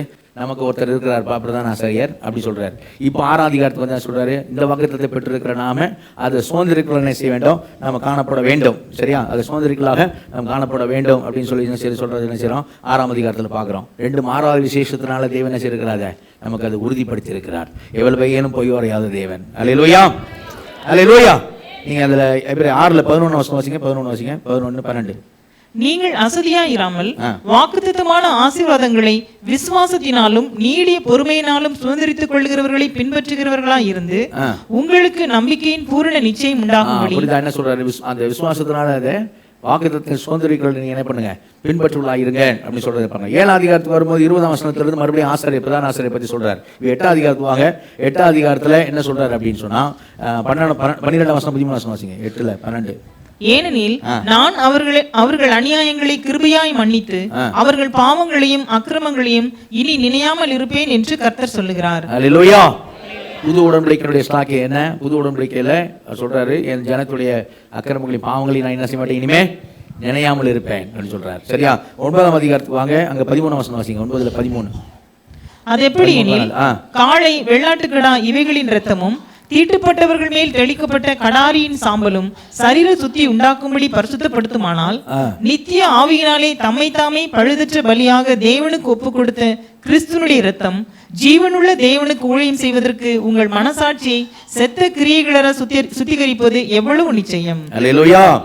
காளை, வெள்ளாட்டுக்கடா இந்த காரியமே வந்து இந்த சாம்பலே சரீர சுத்தி உண்டாக்குமானா? அதே அந்த பழைய ஏற்பாட்டிலே அதை செய்யுமானா? பழைய உடன்படிக்கையில. புதிய உடன்படிக்கையில நம்ம கால விளையாட்டுக்கார ரத்தம் இல்லை, கர்த்தராகிய இயேசு கிறிஸ்துவோட விலையேற பெற்ற ரத்தம். அல்லேலூயா. அது நம்ம பாவங்கள செத்த கிளியரல சுத்திகரிப்பது எவ்வளவு நிச்சயம் சொல்ற. இப்போ 10ஆம் அதிகாரத்துக்கு வரும்போது என்ன சொல்றாரு? 10ஆம் வசனம் வாசிங்க. 10ஆம் அதிகாரத்து 10வது வசனம். இயேசு கிறிஸ்துவின் சரீரம் ஒரே தரம் பலியிடப்பட்டதினாலே அந்த சித்தத்தின்படி நாம் பரிசுத்தமாக்கப்பட்டிருக்கிறோம். அந்த சித்தத்தின்படி நாம ஒரே தரம் பலியிட்டது, அந்த சித்தம் நாம பரிசுத்தமாக்கப்பட்டிருக்கிறோம். 14ஆம் வசனம் வாசிங்க. 14. ஏனெனில் பரிசுத்தமாக்கப்படுகிறவர்களை ஒரே பலியினாலே இவர் என்றென்றைக்கும் பூரணப்படுத்தி இருக்கிறார். பரிசுத்தமாக்கப்படுகிறவர்களை நம்ம எல்லாரையும் ஒரே பலியினாலே இயேசு கிறிஸ்து என்ன பண்ணியிருக்கிறாரா? பூரணப்படி. அப்படிதான் அவர் பார்க்கிறார். என்றென்றைக்கும் பூரணப்படுத்தி இருக்கிறார். அல்லேலூயா. அப்படிதான் அவர் பார்க்கிறார். சரியா? இப்போ என்ன சொல்றது? 17, 18 வசனம் வாசிங்க. அதில் 17, 18. அவர்களுடைய பாவங்களையும் அவருடைய அக்கிரமங்களையும் நான் இனி நினைப்பதில்லை என்பதை சொல்லுகிறார். இவைகள் மன்னிக்கப்பட்டதுண்டானால் இனி பாவத்து நிமித்தம் பலி செலுத்தப்படுவது இல்லையே. இனி நம்முடைய பாவங்களை நினைப்பதில்லை, இனி பாவத்திலிருந்து பலி செலுத்தப்படுவது இல்லையே. அல்லேலூயா. அப்ப நமக்கு ஆண்டவர் தேவன் கொடுத்திருக்கிற பெரிய வாக்குத்தத்தம் என்ன? தேவன் நமக்கு செய்த வாக்குத்தத்தம் என்ன? நித்திய ஜீவனை அளிப்பேன் என்பதை. அவர் பேர் ஆணையிட்டு சொல்லியிருப்பது என்ன? நித்திய ஜீவனை அளிப்பேன் என்பதை. அல்லேலூயா. இப்போ அங்கே 10ஆம் அதிகாரத்தை இப்போ வாசிங்க, 37வது வசனத்தை வாசிங்க, 36லேருந்து வாசிங்க. நீங்கள் தேவனுடைய சித்தத்தின்படி செய்து வாக்குத்தத்தம் பண்ணப்பட்டதை பெரும்படிக்கு. எது வாக்குத்தத்தம் பண்ணப்பட்டது? நித்திய ஜீவன். Very good. அல்லேலூயா. அதை பெரும்படிக்கு, வேற எதுவும் இல்லை, நித்திய ஜீவனை பெரும்படிக்கு, வாக்குத்தத்தம் பெரும்படிக்கு பொறுமை உங்களுக்கு வேண்டிதான் இருக்கிறது. வாசிங்க, தொடர்ந்து வாசிங்க. வருகிறவர் இன்னும் கொஞ்ச காலத்தில் வருவார், தாமதம் பண்ணார். விசுவாசத்தினாலே நீதிமான் பிழைப்பான். பின்வாங்கி போவான், ஆனால் அவன் மேல் என் ஆத்மா பிரியமாய் இராது என்கிறார். நாமோ கெட்டு போக பின்வாங்குகிறவர்களா இராமல் ஆத்மா ஈடேற விசுவாசிக்கிறவர்களா இருக்கிறோம். அல்லேலூயா. அப்ப தெளிவாங்க சொல்லி மறுபடியும் விசுவாசம் நீதிமான் பிழைப்பான். என்ன விசுவாசம்? நீங்க சொல்லுங்க, என்ன விசுவாசம்? நித்திய ஜீவனை அவர் நமக்கு தருவார், நிச்சயம் தருவார். என் தேவன் அதை எனக்கு வாக்கு பண்ணி இருக்கிறார். என் தேவன் அவர் பேர்ல எனக்கு ஆணையிட்டு சொல்லி இருக்கிறார். அல்லேலூயா. அந்த வாக்குத்தத்தம், சரியா, அந்த ஆணை.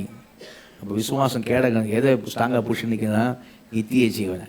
சரியா, நமக்கு தெரியும் வெளிப்படுத்தும் விசேஷத்துல 2ஆம் அதிகாரம் 3ஆம் அதிகாரத்தில் 7 சபைகள்லையும் பொதுவாக சொல்லியிருக்கிற ஒரு விஷயம் என்னன்னா, ஜெயங்கொள்கிறவன் எவனோ அவன் என்னோட கூட சிங்காசனம் செய்வான், உட்காருவான்னு சொல்லியிருக்கார். வெளிப்படுத்தி 21:7 போடுங்க. 21:7 ஜெயங்கொள்கிறவன் சகலவற்றை என்ன செய்வான்?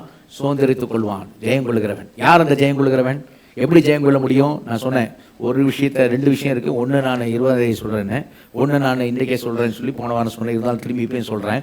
அந்த காரியம் என்ன அப்படின்னு சொல்லி சொன்னால், ஜெயங்கொள்கிற என்ன, எதனால் ஜெயங்கொள்ள முடியும் அப்படின்னா, அங்கே வெளிப்படுத்த விசேஷம் எழுதின யோவான் தான் ஜெயங்கொள்கிறவன் எவனவன் தான் சகலத்தை சுதந்திரித்துக் கொள்வான்னு சொல்கிற அதே யோவான் தான் எழுதுறாரு.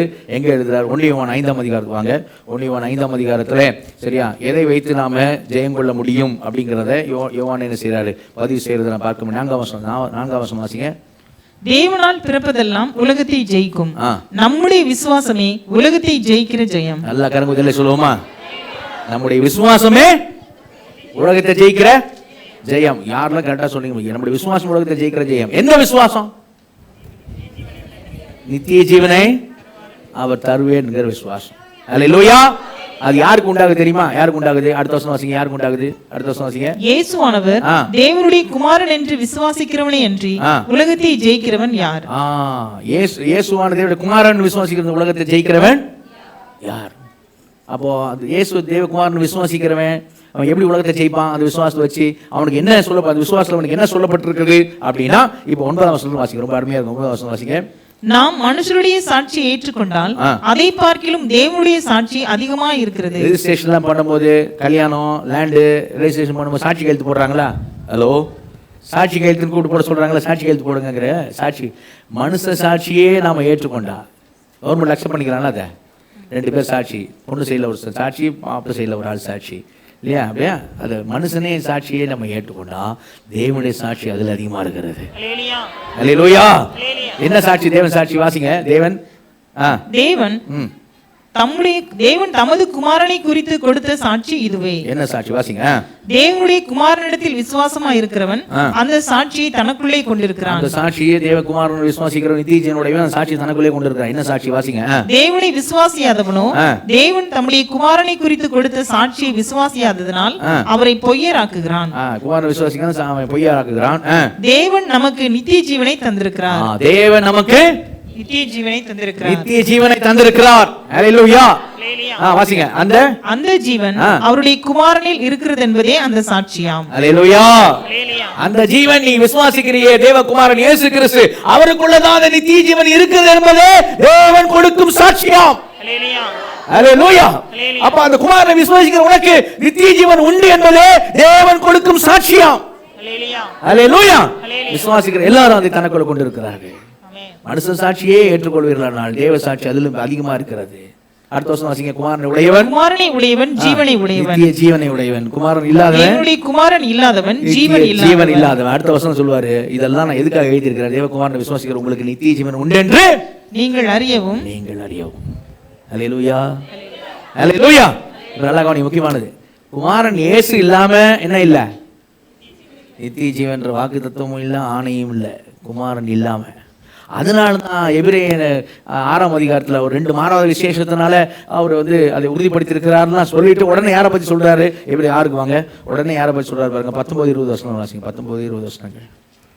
அந்த நம்பிக்கை நமக்கு நிலையும் உறுதியும் திரைக்குள்ளாக போகிறதுமான ஆத்ம நங்கூரமாய் இருக்கிறது. நமக்கு முன்னோடியினவராகிய இயேசு மெல்கிசேதேக்கின் முறைமையின்படி நித்திய பிரதான ஆசாரியராய் நமக்காக அந்த திரைக்குள் பிரவேசித்திருக்கிறார். சமயம் தான் மறுபடியும் இந்த வசனத்துக்கு வரேன். அந்த நங்கூரம் சொல்ல விஷயத்தை. ஆனால் இங்கே என்ன சொல்லியிருக்குன்னா, நமக்கு முன்னாடி ஒருத்தர் உள்ள இயேசு கிறிஸ்து பிரதான ஆசாரியர் நமக்கு முன்னாடி உள்ளே போயிருக்கிறார். அல்லேலூயா. கவனிங்க, நமக்காக அவர் மரித்து நம்ம பாவ கடனை அடைத்து நமக்காக கிரையம் செலுத்தி நமக்கு எல்லாவற்றையும் செய்து முடித்து அடக்கம் மறுபடி 3ஆம் நாள் உயிர்த்தெழுந்து சரியா பாவ நிவர்த்தி செய்தது மாத்திரமல்ல, நமக்காக அவர் உள்ளே போயிட்டார். அல்லேலூயா. அதான் சொன்னேன். இப்போ 5ஆம் அதிகாரத்தில் பார்க்கும்போது மெல்கிசேதேக்கின் முறைமையின்படி நமக்கு ஒரு பிரதான ஆசாரியர் இருக்கிறார். இப்போ அவர் உள்ள போயிருக்கிறனால என்ன அப்படின்னு கேட்டீங்கன்னா, அவர் என்ன உள்ள போய் என்ன செய்யறாருன்னு பார்த்துருவோம். உள்ள போய் என்ன எவ்வளவு கேரண்டி கொடுக்குறாரு பாருங்க. என்ன உள்ள போயிருக்கிறனால அப்படின்னா, எபிரேயர் 7ஆம் அதிகாரத்துக்கு வாங்க. 7ஆம் அதிகாரத்தில் 20ஆம் வசனம் வாசிங்க. அன்றியும் அவர்கள் ஆணை இல்லாமல் ஆசாரியராக்கப்படுகிறார்கள். இவரோ நீர் மெல்கிசேதேக்கின் முறைமையின்படி என்றென்றைக்கும் ஆசாரியராய் இருக்கிறீர் என்று கர்த்தர் ஆணையிட்டார், மனம் மாறாமலும் இருப்பார் என்று தம்முடனே சொன்னவராலே ஆணையோடே ஆசாரியர். இவரும் எதனால இவர் ஆசாரியராக இருக்கிறாரு? ஆணையினாலே, தேவனுடைய ஆணையினால ஆசாரியராக இருக்கிறார். கவனி, முக்கியமானது. அவங்க லேவி கோத்திரம், அப்புறம் ஆரோன் குடும்பம். ஆரோன் குடும்பத்தில் பிறந்தனால ஆசிரியராகிட்டு வராங்க. சரியா? இவர் அந்த கோத்திரம் இல்லை, இவர் யூதா கோத்திரம். ஆனால் மெல்கிசேதேக் முறைமையின்படி இவர் ஆசிரியர் இருக்கிறாரு. தானாக இவர் என்ன செய்யல? ஆசிரியர் ஆக்கல, தண்ணி ஆசிரியர் ஆக்கல. யாரும் இந்த கனமான ஊழியத்தை தானாக ஏற்படுகிறது இல்லை. ஆரோனை போல் அழைக்கப்பட்டால் ஒழிய இந்த கனமான ஊழியத்தை தானா ஏற்படுகிறது. இயேசுவும் தானா தன்னை ஏற்படுத்திக் கொள்ளவில்லை. தேவன் அவரை ஆணையிட்டு பிரதான ஆசிரியராக்கி இருக்கிறார். மனம் மாறாமலும் இருப்பார். அல்லேலூயா. அப்ப என்றென்றைக்கு ஒரு பிரதான ஆசாரியர் யார்? இயேசு கிறிஸ்து. அல்லேலூயா. இப்ப அடுத்த வசனம் வாசிங்க. அடுத்தது வாசிங்க. ஆனதால் இயேசுவானவர் ஆணையின்படியே ஆசாரியராக்கப்பட்டது எவ்வளவு விசேஷித்த காரியமோ அவ்வளவு விசேஷித்த உடன்படிக்கைக்கு பிணையாளியானார். நமக்கு இயேசு கிறிஸ்து உடன்படிக்கை தான் சொல்லிருக்கு, விசேஷித்த உடன்படிக்கை. அல்லேலூயா. தொடர்ந்து வாசிங்க. அன்றியும் அவர்கள் மரணத்தின் நிமித்தம் நிலைத்திருக்க கூடாதவர்கள். ஆரோன் குடும்பத்துல வர்றவங்க, ஆசாரியர் இருக்கிறவங்க செத்து போவாங்க. அடுத்த ஆசாரியன் வருவான், பிரதான ஆசாரியன். அவன் செத்து போனா அடுத்த பிரதான ஆசாரியர் வருவான். சரியா? ஆனா இவர் வாசிங்க. அவர்கள் மரணத்தின் நிமித்தம் நிலைத்திருக்க கூடாதவர்கள் ஆனபடியால் ஆசாரியராக்கப்படுகிறவர்கள் அநேகராய் இருக்கிறார்கள். இவரோ என்றென்றைக்கும் நிலைத்திருக்கிறபடியாலே சொல்லுவோமா? இவரோ என்றென்றைக்கும் நிலைத்திருக்கிறபடியினாலே மாறி போகாத ஆசாரியத்துவம் உள்ளவராய் இருக்கிறார். அல்லேலூயா. இயேசு இந்த வருஷம் பிரதான ஆசாரியர் இருப்பார், அடுத்த வருஷம் அப்படி கேட்க முடியாது. அவர் என்றென்றைக்கும் பிரதான ஆசாரியர். மரித்தேன், சதா காலமும் இருக்கிறேன். அல்லேலூயா. அப்போ இனிமே அந்த ஆசாரியில் மரணம் எப்படி மாற்றுமோ அது மாதிரி இவர் என்ன செய்யாது? எதுவும் மாற்றாது. அப்புறம் உள்ள போய் அப்ப என்ன பண்றாரு? மாறாத ஆசாரியத்துவம் உள்ளவர், என்றென்றைக்கும் ஆசாரியர் இருக்கிறவரு உள்ள போய் இருக்கிறது நமக்கு என்ன காரியம் அப்படின்னா, வாசிங்க, தொடர்ந்து வாசிங்க. மேலும் தமது மூலமாய் தேவனிடத்தில் சேருகிறவர்களுக்காக, நமக்காக தமது மூலமாய் தேவனிடத்தில் சேருவர்களுக்காக வேண்டுதல் செய்யும்படிக்கு, பரிந்து பேசும்படிக்கு, வேண்டுதல் செய்யும்படிக்கு அவர் எப்பொழுதும் உயிரோடு இருக்கிறார். அவர்களை முற்றுமுடிய ரட்சிக்க வல்லவராய் இருக்கிறார். அல்லேலூயா. எப்போதும் தேவ சமூகத்தில் ஒருவர் நமக்காக இருக்கிறார். நல்ல அல்லேலூயா சொல்லுவோமா? நமக்காக இருந்து என்ன செய்ய? நமக்காக வேண்டுதல் செய்கிறார் தேவனிடத்துல. அல்லேலூயா. இப்போ அந்த 1 யோவான் 2ஆம் அதிகாரம் 1ஆம் வசனத்தை வாசி பாருங்க. இப்போ வாசி பாருங்க, புரிய என்ன வேண்டுதல் செய்கிறாரு அப்படின்னு சொன்னா, பிள்ளைகளே நீங்கள் பாவம் செய்வதற்காக இவளை நான் உங்களுக்கு எழுதல அப்படின்னு யோவான் சொல்லிட்டு சொல்லுவார். என்ன சொல்றாரு? வாசிங்க. இப்போ என் பிள்ளைகளே, நீங்கள் பாவம் செய்யாதபடிக்கு இவைகளை உங்களுக்கு எழுதுகிறேன். ஒருவன் பாவம் செய்வானானால் நீதிபரராய் இருக்கிற இயேசு கிறிஸ்து நமக்காக பிதாவின் இடத்தில் பரிந்து பேசுகிறவராய் இருக்கிறார். நல்ல கரம தலையிலே சொல்லுவோமா? அல்லேலூயா. இயேசு கிறிஸ்து நமக்காக பிதாவின் இடத்தில் பரிந்து பேசிக்கொண்டே இருக்கிறார். அல்லேலூயா. என்ன பரிந்து பேசுறார்? என் பிள்ளைக்கு ஒரு கார் கொடுங்களேன் பிதாவே, என் பிள்ளைக்கு ஒரு பைக் கொடுங்களேன். அதான் பேசுறாரு.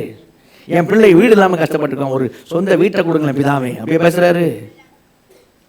சரியா? நமக்காய் பரிந்து பேசுறார். நம்முடைய பலவீனங்களை அறிந்திருக்கிற பிரதான ஆசாரியர். அல்லேலூயா. இப்போ அவரை குறித்து எப்படி சொல்லியிருக்கு? அதனால தான் பரிந்து பேசுறதுனால அவர் மூலமா தேவனிடத்தில் சேர்கிறவர்களுக்காக வேண்டுதல் செய்யும்படிக்கு என்றென்றைக்கும் உயிரோடு கூட இருக்கிறார். அல்லேலூயா.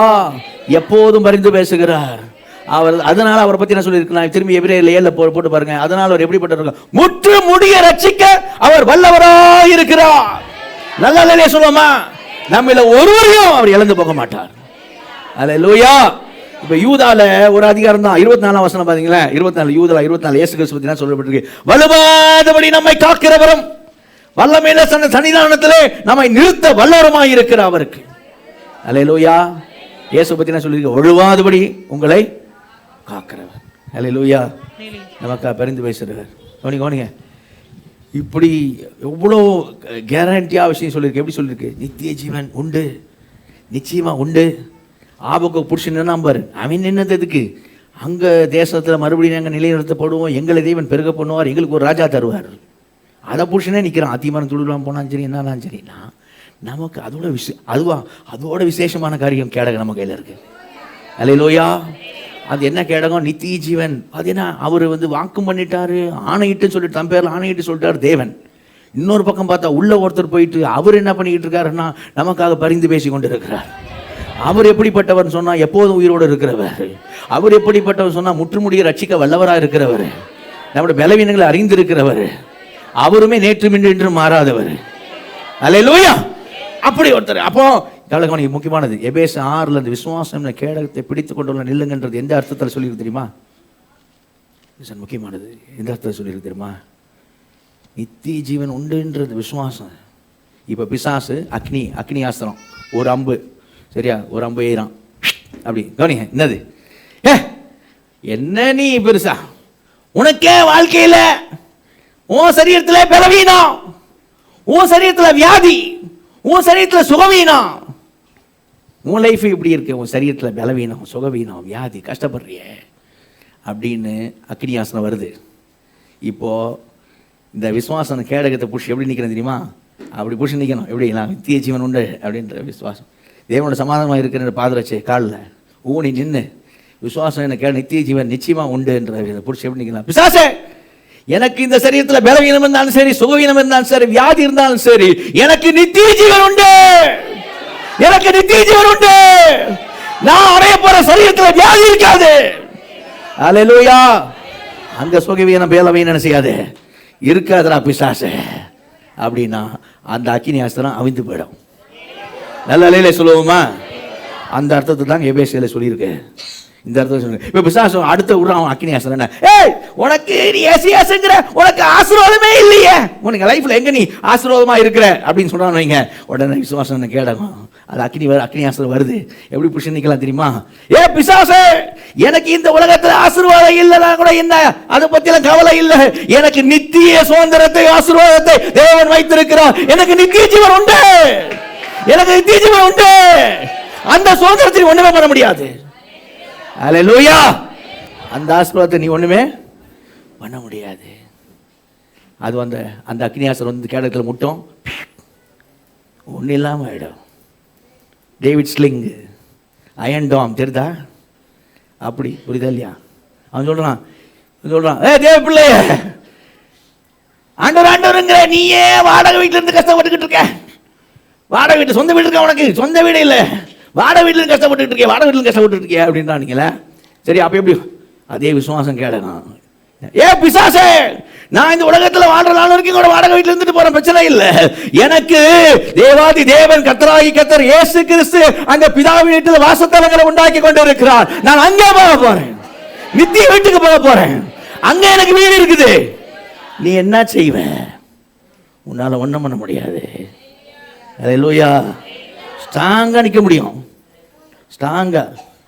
சரியா? அந்த 50 மோதி புஷ். அடுத்து என்ன? அனுப்பல, எலே எலே அனுப்பல, அனுப்பு அப்படி நிற்க முடியும். நல்லா இல்லையில சொல்லுவோமா? அடுத்து என்ன? அனுப்பு இல்லையா? அந்த மாதிரி செய்யணும், நிற்க முடியும்.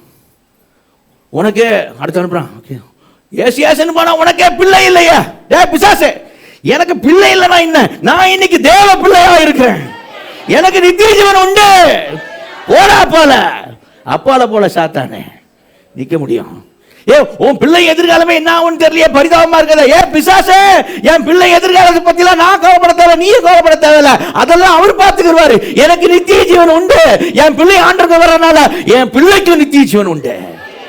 அல்லேலூயா. அதை ஒண்ணு நீ என்ன பண்ண முடியாது, செய்ய முடியாது. அப்படி நிக்க சொல்லி தான் அங்கே எபேசு 6 சொல்லியிருக்கு. இதுதாங்க கிறிஸ்தவ வாழ்க்கை. சரியா? அந்த கேடகம் அதை அப்படி தான் சொல்லியிருக்கு. கரெக்டாக புரிஞ்சுட்டு இது பாருங்க, இந்த கேடகம் இது ரொம்ப முக்கியமானது. இதை கரெக்டாக புரிஞ்சுட்டோம்னா, நான் இப்போ சும்மா சாம்பிளுக்கு ஒரு 4-5 சொன்னேன். நான் என்ன சொல்ல, நான் சொல்லாமல் இருக்குது என்னத்தை வேணா ஏட்டோன்றேன். நம்ம எப்படி நிற்கலான்னா, இல்லை அடுத்து என்ன அனுப்பல, என்னால சும்மா இருக்க, அனுப்பு, அப்படி நிற்கலாம். நல்ல சொல்லுவோமா? அல்லேலூயா. இப்போ யார் சோர்ந்து போவா? நீங்க சொல்லுங்க, யார் சோர்ந்து போவா? அவனை இவனை ஒன்றும் பண்ண முடியாதுப்பா, அவனுக்கு சத்தியம் தெரிஞ்சிச்சு. அல்லேலூயா. எது தெரிஞ்சிச்சு? சத்தியம் தெரிஞ்சிச்சு. கவனிக்க. இப்போ நான் 3 குரூப்பை சொல்ல போகிறேன். நம்ம சபையில் இல்லை, ஒரு அழிலே சொல்லுவோமா, உச்சாமலையிலே சொல்லுவோமா. ஆனால் நீங்கள் புரிஞ்சுக்கிறதுக்காக தான் முடியும். ஏன்னா கான்ட்ராஸ்டாக சொன்னால் தான், மற்ற குரூப்போட நம்ம ஒப்பிட்டு சொன்னால் தான் நம்ம நிலைமை என்ன நமக்கு புரியும், அதோடைய அந்த தன்மை என்ன, அதோடைய குவாலிட்டி என்னன்றது நமக்கு என்ன செய்யும், நம்ம புரிஞ்சிக்க முடியாது. 3 குரூப் சொல்கிறேன், சரியா? முதல் குரூப் கவனிங்க. முதல் குரூப் ரசிக்கப்பட்டவங்க தான். நான் சொல்கிற 3 குரூப்பும் ரசிக்கப்பட்டவங்க தான். முதல் குரூப்பு நிற்கிறாங்க, பிசாசு அக்னி அஸ்திரங்களை எழுதி நிற்கிறான், இவங்க நிற்கிறாங்க. ஆனால் கையில் கேடகமே இல்லை. விசுவாசம் என்ன கேடகம் கையில் இல்லை. ஏன் இல்லை அப்படின்னா, ஊழியக்காரங்களே இல்லாம ஆக்கிட்டாங்க. ஊழியக்காரங்களே விசுவாசிகள் கையில் வச்சுக்கப்பட்டவங்க கையில் கேடகம் இல்லாதபடிக்கு ஆக்கிட்டாங்க. எப்படி ஆக்கிட்டாங்க? நீ போவியா பரலோகம்? அவன் போவானா, இவன் போவானா, யார் போவா? இப்படி கேட்டு ஒரு பக்கம் அந்நிய பாஷை பேசல, அதனால பரலோகம் போக மாட்டான்னு சொல்லி ஒரு பக்கம் ஒரு குரூப்பை காலி பண்ணிட்டாங்க. இன்னொரு பக்கம் அந்நிய பாஷை பேசினாலும் நீ போவியாடா, நீ எப்படி போவ, அந்த மாதிரி காலி பண்ணிட்டாங்க. ஆனால் பைபிள் அப்படி இல்லை. அதெல்லாம் கவனிங்க. நான் ஒரு பாஸ்டமாவுடைய செய்தியை, முழு செய்தியெலாம் கேட்கல. அந்த பாஸ்டர் மிஷன் ப்ரேயர் ட்ரிப் அப்படின்ட்டு இங்கேருந்து போய் டெல்லியில் போய் ஜெபம் பண்ண போகிறேன்ட்டு சபையை விட்டுட்டு ஒரு ஞாயிற்றுக்கிழமை டெல்லி பக்கம் போயிட்டார் ஜெபம் பண்ணுறேன்ட்டு. அங்கே போய் தலைநகர்லேருந்து தான் தேசத்துக்காக ஜெபம் பண்ண போகிறேன் அப்படின்னு ஒரு குரூப்போடு போயிட்டார் மற்ற பாஸ்டர்ஸோட. அந்த நாளில் அந்த ஞாயிற்றுக்கிழமை பாஸ்டமா அன்றைக்கி அவங்க சபையில் பிரசங்கம் பண்ணுறாங்க. அந்த பிரசங்கத்தை எதேச்சியாக நான் கேட்டேன். ஆனால் மனசு உடஞ்சி போனேன். ஃபுல் மெசேஜெலாம் நான் கேட்கல. ஒரு வாரத்தை ஒரு காரியம் கேட்டேன். நான் பாஸ்டமாட்டே சொன்னேன், ஐயோ பரிதாபமான நிலைமைப்பா அப்படின்னேன். அவன் பாஸ்டமாக சொல்கிறாங்க சபையில் பிரசங்க டைமில், சொல்லுங்கள் நம்ம சர்ச்சில் சொல்லுங்கள், நம்ம சபையில் சொல்லுங்கள், ஏசு வரும்போது யாரெல்லாம் போவீங்க, தைரியமாக கை தூக்குங்க பார்ப்போம் அப்படின்னாங்க. பார்த்துக்கிட்டு ஏசு வரும்போது யாரெல்லாம் போவீங்க, தைரியமாக கை தூக்குங்க பார்ப்போம் அப்படின்னாங்க. பாருங்க, ஒரு ஆள் கை தூக்கல.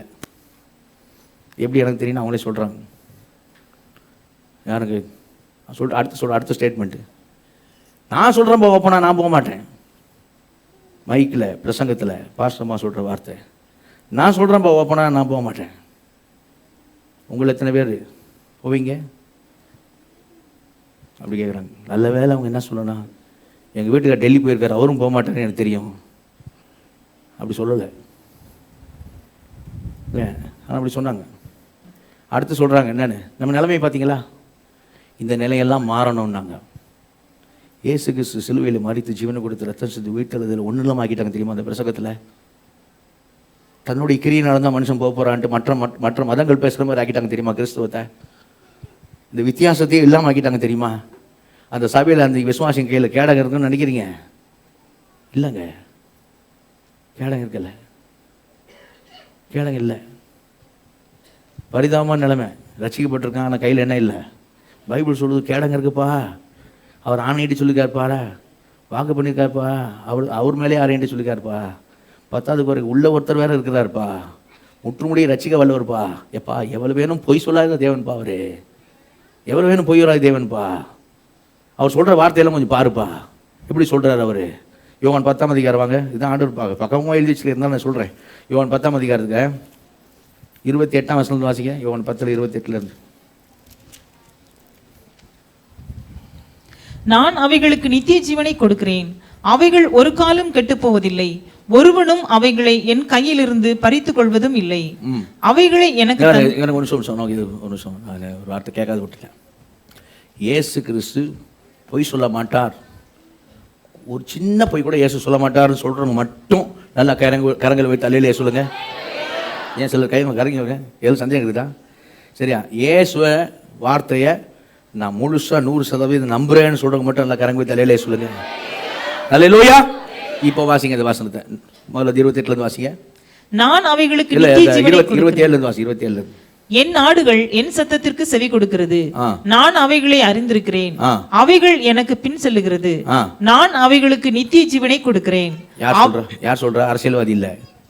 நான் அவைகளுக்கு என் நாடுகளுக்கு நான் நித்திய ஜீவனை கொடுக்கிறேன். அடுத்து அவைகள் ஒரு காலம் கெட்டுப் போவதில்லை, ஒருவனும் அவைகளை என் கையிலிருந்து பறித்துக் கொள்வதும் இல்லை. அவைகளை எனக்கு தந்த என் பிதா எல்லாரிலும் பெரியவராய் இருக்கிறார். அவைகளை என் பிதாவின் கையிலிருந்து பறித்துக் கொள்ள ஒருவனாலும் கூடாது. அல்லேலூயா. சில கேள்வி வரும். அப்ப அவங்க போயிட்டாங்களே, இவங்க போயிட்டாங்களே, அவங்கள பற்றிலாம் 20ஆம் தேதி சொல்றேன். சரியா? ஆமா, கேள்வி வரும் நமக்கு. யோசிக்க அவங்க போயிட்டாங்க, இவங்க போயிட்டாங்க, 20ஆம் தேதி பார்ப்போம். ஆனால் இந்த வார்த்தையை அப்படியே குழந்தை ஏற்றுக்கிற மாதிரி ஏற்றுக்குவோம். ஏன்னா இது உண்மை. அல்லேலூயா. சத்திய தேவனுடைய வார்த்தை.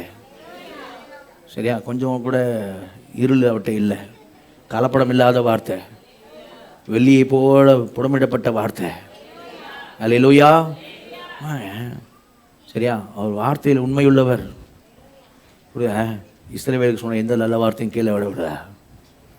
சரிங்களா? அவர் தான் சொல்கிறார். இப்போ இங்கே மட்டும் இல்லை, நான் ஒரு அதிகாரத்தில் காமிக்கிறேன். அந்த அதிகாரத்தில் எத்தனை தடவை ஆண்டவர் சொல்கிறாரு நீங்களே பாருங்கள். என்ன நம்மளே பார்ப்போம். யோவான் 6ஆம் அதிகாரத்துக்கு வாங்க. யோவான் 6ஆம் அதிகாரத்தில் வேகமாக வாசிங்க. 37 வாசிங்க. 37 பிதாவானவர் எனக்கு கொடுக்கிற யாவும் என்னிடத்தில் வரும், என்னிடத்தில் வருகிறவனை நான் புறம்பே தள்ளுவதில்லை. இப்போ நம்ம எல்லாம் இயேசு கிட்ட வந்தோம். யாரு நம்மளை கொடுத்தது? பிதா எனக்கு கொடுக்கிற யாவும் என்னிடத்துல வரும். நம்ம வரும்போது ஆண்டவர் நம்மளை அழகு அந்தஸ்து இதெல்லாம் பார்த்தாரா? இதுவே பார்க்கல. என்னிடத்துல வருகிற யாரையும் நான் புறம்பே அல்லேலூயா. அப்போ புறம்பே என்ன செய்ய மாட்டாரு? இயேசு உங்களை தள்ள மாட்டார். நல்ல அலையிலே சொல்லுவோமா? உச்சாமலையிலே சொல்லுவோமா? இதை முழுசா நம்பு மனமே. பிசாசு சொல்ற அக்னி ஆஸ்திரத்தை என்ன பண்ணாத, அது ஏத்துக்குன்னு சொல்லிக்காது. அப்படியே அடுத்து போடுறான். சரியா? அவன் பொய் அமிச்சுன்னு இருப்பான். சரியா? ஒரு குத்தின்னு இருக்காங்க. அவர் வார்த்தையை நம்பு. சரியா? அவர் யாரையும் என்ன பண்றதில்ல, புறம்பே தள்ளுவதில்லை. அடுத்த வாசி 39 வாசிங்க. அவர் எனக்கு தந்தவைகளில் ஒன்றையும் நான் இழந்து போகாமல். மறுபடியும் வாசிங்க. அவர் எனக்கு தந்தவைகளில் ஒன்றையும் நான் இழந்து போகாமல். அவர் பிதா எனக்கு தந்தவர்களில் ஒன்றையும் நான் என்னை இழந்து போயிடுவார் இயேசுன்னு சொல்றவங்க மட்டும் ஒரு அல்லேலூயா சொல்லுங்க. தெளிவா இருக்கீங்க? அப்படியே இருங்க. நல்லது. சரியா? ஒன்றையும் நான் எழுந்து போகாமல் கடைசி நாளில் அவைகளை எழுப்புவதே என்னை அனுப்பின பிதாவின் சித்தமா இருக்கிறது. கடைசி நாள்ல நான் என்ன செய்வேன் சொல்றாரு? எழுப்புவேங்கிறாரு. அல்லேலூயா. இது 5 வருஷம் அரசியல் உட்கார்ற அரசியல்வாதி பேசுற வார்த்தை இல்லை. என்றென்றைக்கு ராஜரிகம் பண்ணுகிறவர். அல்லேலூயா. கடைசி நாள்ல நான் உன்னை எழுப்புவேன். அதுக்கு தான் டெபாசிட்டா இப்ப உள்ள ஆவியானவரை வச்சிருக்கேன். அல்லேலூயா. எழுப்புவேன். அது என் பிதாவுடைய சித்தமா இருக்கு. 40ஆம் வசனம் வாசிங்க. அடுத்த வசனம். குமாரனை கண்டு அவரிடத்தில் விசுவாசமாய் இருக்கிறவன் எவனோ அவன் நித்திய ஜீவனை அடைவதும் அவன் நித்திய ஜீவனை அடைவது நித்திய ஜீவனை அடைவதும் நான் அவனை கடைசி நாள்ல எழுப்புவதும் என்னை அனுப்பினவருடைய பிதாவுடைய விருப்பம் சித்தமா இருக்கிறது. அல்லேலூயா. அவன் நித்திய ஜீவனை அடைவதும் அவனை நான் எழுப்புவதும் அவருடைய சித்தம். அல்லேலூயா. அடுத்த வாசிங்க. 44 வாசிங்க. என்னை அனுப்பின பிதா ஒருவனை இழுத்து கொள்ளாவிட்டால் அவன் என்னிடத்தில் வரமாட்டான். யார் இழுத்தது? இயேசு கிட்ட பிதா இழுத்துட்டாரு. இழுக்காவிட்டான் வரமாட்டான். வந்த ஆளு என்ன பண்றாரு? இயேசு. வாசிங்க. கடைசி நாளில் நான் அவனை எழுப்புவேன். மறுபடியும் இயேசு என்ன சொல்றாரு? நீங்க சொல்லுங்க. மறுபடியும் இயேசு என்னதான் சொல்றாரு? நீங்க சொல்லுங்க. எழுப்புவேன். எப்போ? கடைசி நாள்ல நான் எழுப்புவேன். அவனுக்கு நித்திய ஜீவன் உண்டு. அதான் என் பிதாவின் சித்தம். அல்லேலூயா. 47 வாசிங்க. என்னிடத்தில் விசுவாசமாய் இருக்கிறவனுக்கு ஆ. நித்திய ஜீவன் உண்டென்று ஆ. மெய்யாகவே மெய்யாகவே இந்த உங்களுக்கு மெய்யாகவே சொல்லுகிறேன். மெய்யாகவேன்னு இயேசு சொல்லணுமா? ஹலோ, இந்த மெய்யாகவே மெய்யாகவே இயேசு சொல்லணுமா? ஆனாலும் சொல்றாரு. ஏன்னா நம்ம அப்படித்தான், நம்ம ஒரு மெய்யா சொன்ன திரும்ப மெய்யா மெய்யா சொல்லணும் இல்லையா? அதற்கு மெய்யா மெய்யான்றார். டே நம்புடா, என்னிடத்தில் விசுவாசமாக இருக்கணும், நித்திய ஜீவன் உண்டென்று மெய்யாவே மெய்யாவே உங்களுக்கு சொல்கிறேன். அல்லேலூயா. மெய்யா மெய்யா உங்களுக்கு சொல்கிறேன், நித்திய ஜீவன் உண்டு. 51 வாசிங்க. நானே வானத்திலிருந்து இறங்கின ஜீவ அப்பம். ஆ. இந்த அப்பத்தை புசிக்கிறவன் என்றென்றைக்கும் பிழைப்பான். இந்த அப்பத்தை புசிக்கிறவன் என்றென்றைக்கும் பிழைப்பான். என்றென்றைக்கும் பிழைப்பான். யார் வார்த்தை இது? இயேசுவோட வார்த்தை. என்றென்றைக்கும் பிழைப்பான். 54 வாசிங்க. என் மாம்சத்தை புசித்து என் இரத்தத்தை பானம் பண்ணுகிறவனுக்கு நித்திய ஜீவன் உண்டு. ஆ. நான் அவனை கடைசி நாளில் எழுப்புவேன். உண்டு. என்ன உண்டு? நீங்க சொல்லுங்க. எழுப்புவேன் கடைசி நாள்ல. மறுபடியும் மறுபடியும் மறுபடியும் மறுபடியும் ஒரே அதிகாரத்தில் நீங்களே பாருங்க, நீங்களே பாருங்க. மறுபடியும் மறுபடியும் மறுபடியும் மறுபடியும் சொல்லினே இருக்கிறார். நித்திய ஜீவன் உண்டு, நித்திய ஜீவன் உண்டு, நான் எழுப்புவேன், நான் எழுப்புவேன், நான் எழுப்புவேன். அல்லேலூயா. ஆமா, எழுப்புவேன் சொல்லு. 57 வாசிங்க. ஜீவனுள்ள பிதா என்னை அனுப்பினது போலவும் ஆ. நான் பிதாவினால் பிழைத்திருக்கிறது போலவும் ஆ. என்னை புசிக்கிறவனும் என்னாலே பிழைப்பான். நான் பிழைக்கிறபடினாலே நீங்கள் பிழைத்திருப்பீர்கள். என்னை புசிக்கிறவன் என்னாலே பிழைப்பான். என்ன பிழைப்பு?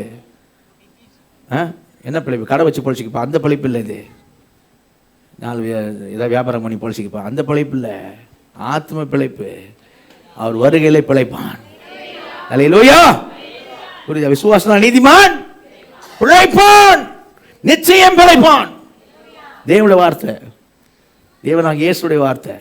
திரும்பி திரும்பி திரும்பி திரும்பி சொல்றாரு. சரி, அவன் பிழைப்பான் பிழைப்பான் பிழைப்பான். 58 வாசிங்க. வானத்திலிருந்து இறங்கின அப்பம் இதுவே. ஆ. இது உங்கள் பிதாக்கள் புசித்த மன்னாவை போல் அல்ல. ஆ. அவர்கள் மரித்தார்களே. ஆ.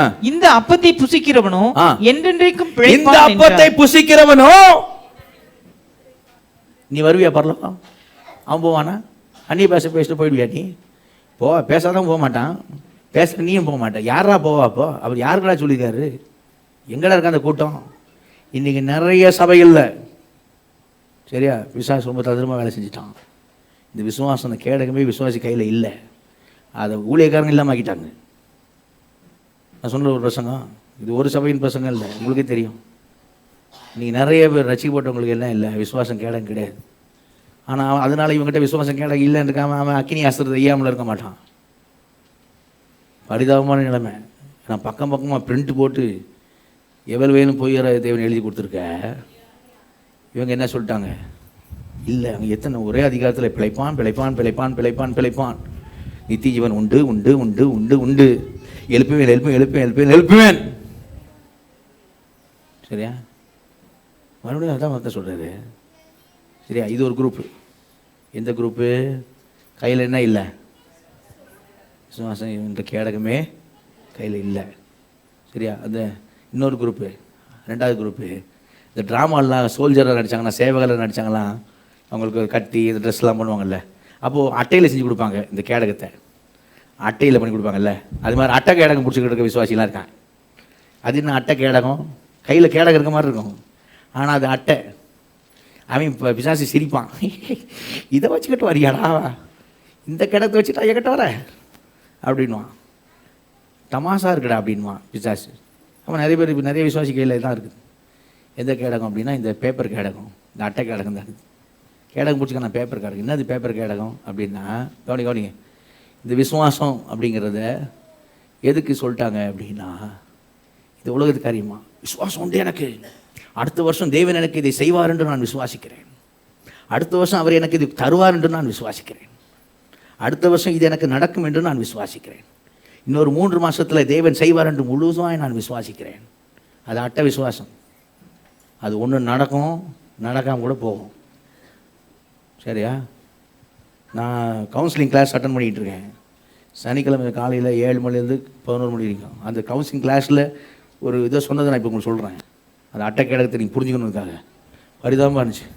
அதில் சொல்கிறாங்க, அதில் சொன்னாங்க, ஒரு சகோதரி ரட்சிக்கப்பட்டவங்க, அந்த கணவன் ரட்சிக்கப்படலை, அந்த மக சகோதரி ரட்சிக்கப்பட்டுறேன். அவள் கர்ப்பமாக இருக்கும்போது ஸ்கேன் பண்ணி பார்க்கும்போது அந்த குழந்தை மூளை வளர்ச்சி இல்லாத குழந்தையா இருக்குது, அப்படி தான் பிறக்கும்னு சொல்லிட்டாங்க. இப்போ ரட்சிக்கப்படாத கணவன் சொல்கிறான் களைச்சிடலான்றான். ரட்சிக்கப்பட்ட இந்த சகோதரி சொல்கிறா அபார்ஷன் பண்ணக்கூடாது, அது தேவனுக்கு விரோதமாக பாவம், அது ஒரு கொலை, அது கொலை, அது செய்யக்கூடாது அப்படின்னு சொல்கிறா. சரியா? அவள் சொல்லிட்டு அது நல்லா ஸ்ட்ராங்காக நின்ட்டா. ஆனால் இந்த அட்டை கேடகத்தை புஷ்டா. நான் விசுவாசிக்கிறேன், இந்த குழந்தைய வயிற்றுக்குள்ளவே ஆண்டு ஒரு அற்புதம் செஞ்சு கண்டிப்பாக மாற்றி அமைப்பார், நான் விசுவாசிக்கிறேன் அப்படின்னு சொல்லிட்டா. அவன் ஹஸ்பண்ட் எவ்வளோ சொல்கிறான். அவன் ஹஸ்பண்ட் சொல்கிறது தப்பு, அவன் ரசிக்கப்படாத அபார்ஷன் பண்ணுறான்னு சொல்கிறான், அது கொடூரம். இவன் இப்படி சொல்லிட்டா. அந்த அவங்க அந்த பிரசவ டைமில் குழந்தைய பெற்றெடுக்கும் போது அது மூளை வளர்ச்சி இல்லாத குழந்தையாக தான் பிறந்துச்சு. அந்த சகோதரி அன்றையோட ஆண்டரை விட்டுட்டா. ஆண்டவரை மறுதளிச்சுட்டு போயிட்டா, இயேசுவே இல்லை அப்படின்னு போயிட்டா. இப்போ சொல்லுங்கள், எங்கே நடந்தது தப்பு? அது அட்டை அட்டை அட்டை கேடகம். சரியா? நான் சொல்கிறது புரியுதா? ஏன்னா இந்த உலகத்தில் ஒரு உபத்திரம் உண்டுன்னு பைபிள் சொல்லுது. மனுஷனுடைய பாவத்தின் விளைவு தான் அப்படி அப்படி அப்படி அப்படிப்பட்ட காரியங்கள். அந்த சகோதரி பாவம் செஞ்சால் அதனால் என்ன சொல்ல மாட்டேன், ஏதோ பாவத்தின் விளைவுன்னு காரியங்களை. மனுஷன் மொத்தமாக சாதாமே வேலை சொல்கிறேன், மனுக்குளம் பாவத்தில் விழுந்தது தான் இதனுடைய விளைவுலாம். அப்போது தேவன் என் வாழ்க்கையில் ஒரு காரியத்தை அனுமதிக்கிறார் அப்படின்னும் போது, சரியா, அது தேவன் நான் கடந்து வரணும்னு அந்த பாதையில் கடந்து வரணும் விரும்புகிறார் அப்படின்னா அதை தான் ஏற்றுக்கணும். எதை ஸ்ட்ராங்காக பிடிச்சிக்கணும் அப்படின்னா, எனக்கு லைஃப்பில் என்ன நடந்தாலும் சரி, எனக்கு எது உண்டு சொல்லுங்கள், எது உண்டு? விசுவாசம் உண்டு. எது உண்டு? நித்திய ஜீவன் உண்டு. நித்திய ஜீவன் உண்டு.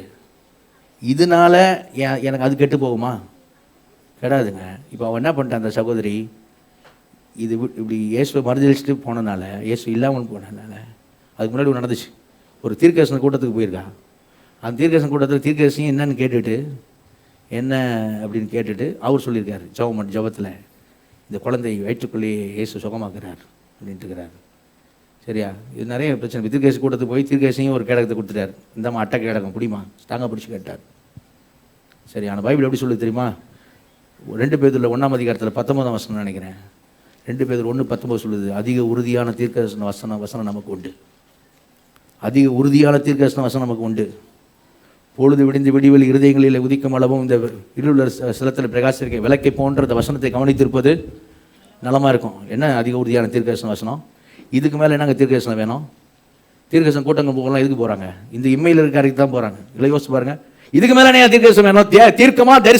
தீர்க்க தரிசனமா எழுதி கொடுத்துறாரு, நித்திய ஜீவன் உனக்கு உண்டு, உன்னை நான் எழுப்புவேன் சொல்லிட்டாரா? இதுக்கு மேலே என்ன தீர்க்கதரிசனம் வேணும்? இதுக்கு மேலே என்ன தீர்க்கதரிசன கூட்டத்துக்கு போகணும் சொல்லுங்க? போற என்ன இந்த உலகத்துக்கு தான் போகிறேன். அப்படி தானே ஆயிடுச்சு, அந்த சகோதரிக்கு அப்படி தானே ஆயிடுச்சு. சரியா? அப்போது நம்மளை யாரும் யோசிக்கூடாது, ஆண்டவர் ஏன் அப்படி விட்டு செஞ்சார்? சரியா? என்ன சொல்ல, உலகத்தில் உங்களுக்கு உபத்திரம் உண்டு தான் ஆண்டவர் சொல்கிறாரு. பைபிள் விசுவாசத்தை பற்றி பேசுகிறது, விசுவாசத்துக்கு அட்டை விசுவாசத்தை பேசலை. அதான் சொல்கிறது, உலகத்தில் என்ன வேணாலும் அவன் சொன்னான் பாருங்க, ஆபத்துக்கு நின்னான் பாருங்க, அத்திமரம். அவன் சொல்ல, நான் விசுவாசிக்கிறேன், அத்திமரம் துளிர் விட்டும் அப்படி சொல்லவே, துளிர் விடாமல் போனாலும்ட்டான். திராட்சை செடி பழம் கொடுக்காமல் போனாலும்ட்டான். சரிங்களா? உண்மையிலே நான் நம்ம சர்ச்சில் சில யோசிக்கும் போது, உண்மையை நான் இதை கேட்டு நம்ம சர்ச்சில் சில யோசிக்கும் போது நான் ஆண்டுக்கு நன்றி சொல்கிறேன். அவங்களோட விசுவாசத்துக்காக, இந்த விசுவாசம் என்ன கேடகத்தை பிடிச்சி நின்றதுக்காக சீரியஸாக சொல்கிறேன். சரியா? செல்வி சிஸ்டர், பியூலா சிஸ்டர் கணவனை இழந்து இன்னொரு, சரியா, அவங்க மக கணவனை இழந்துட்டு, பிள்ளையும் மகனை இழந்துட்டு, சரியா, இவங்க பொண்ணோடு இருக்காங்க, அவங்க பையனோடு இருக்காங்க. ஆனால் இன்னும் 2 பேரும் ஆண்டுக்குள்ளே இணைச்சிருக்கிறாங்க. அல்லேலூயா. சாதாரண. இப்போ இந்த இந்த இந்த அட்டை கேடகத்தை பிடிச்சிட்டு இருந்தால் நீங்கள் இருக்க மாட்டாங்க சபையில், கண்டிப்பாக இருக்க மாட்டாங்க. அந்த சகோதரி போல போயிருப்பாங்க. யோசிச்சு பாருங்க. சரியா? சகோதரி பேர் போயிருப்பாங்க. நம்ம எல்லாரும் தான் அந்த பிள்ளைக்காக ஜெபம் பண்ணோம். சரிங்களா? இந்த அட்டை கேடகம் மட்டும் கையில் இருந்தால் இன்றைக்கி அவங்க ஆண்டுக்குள்ளே இல்லை. ஆனால் அட்டை கேடகத்தை பிடிக்காம பைபிள் சொல்கிற கேடகத்தை பிடிச்சனால தான் இன்றைக்கி ஆண்டுக்குள்ளே இருக்கிறாங்க. அல்லேலூயா.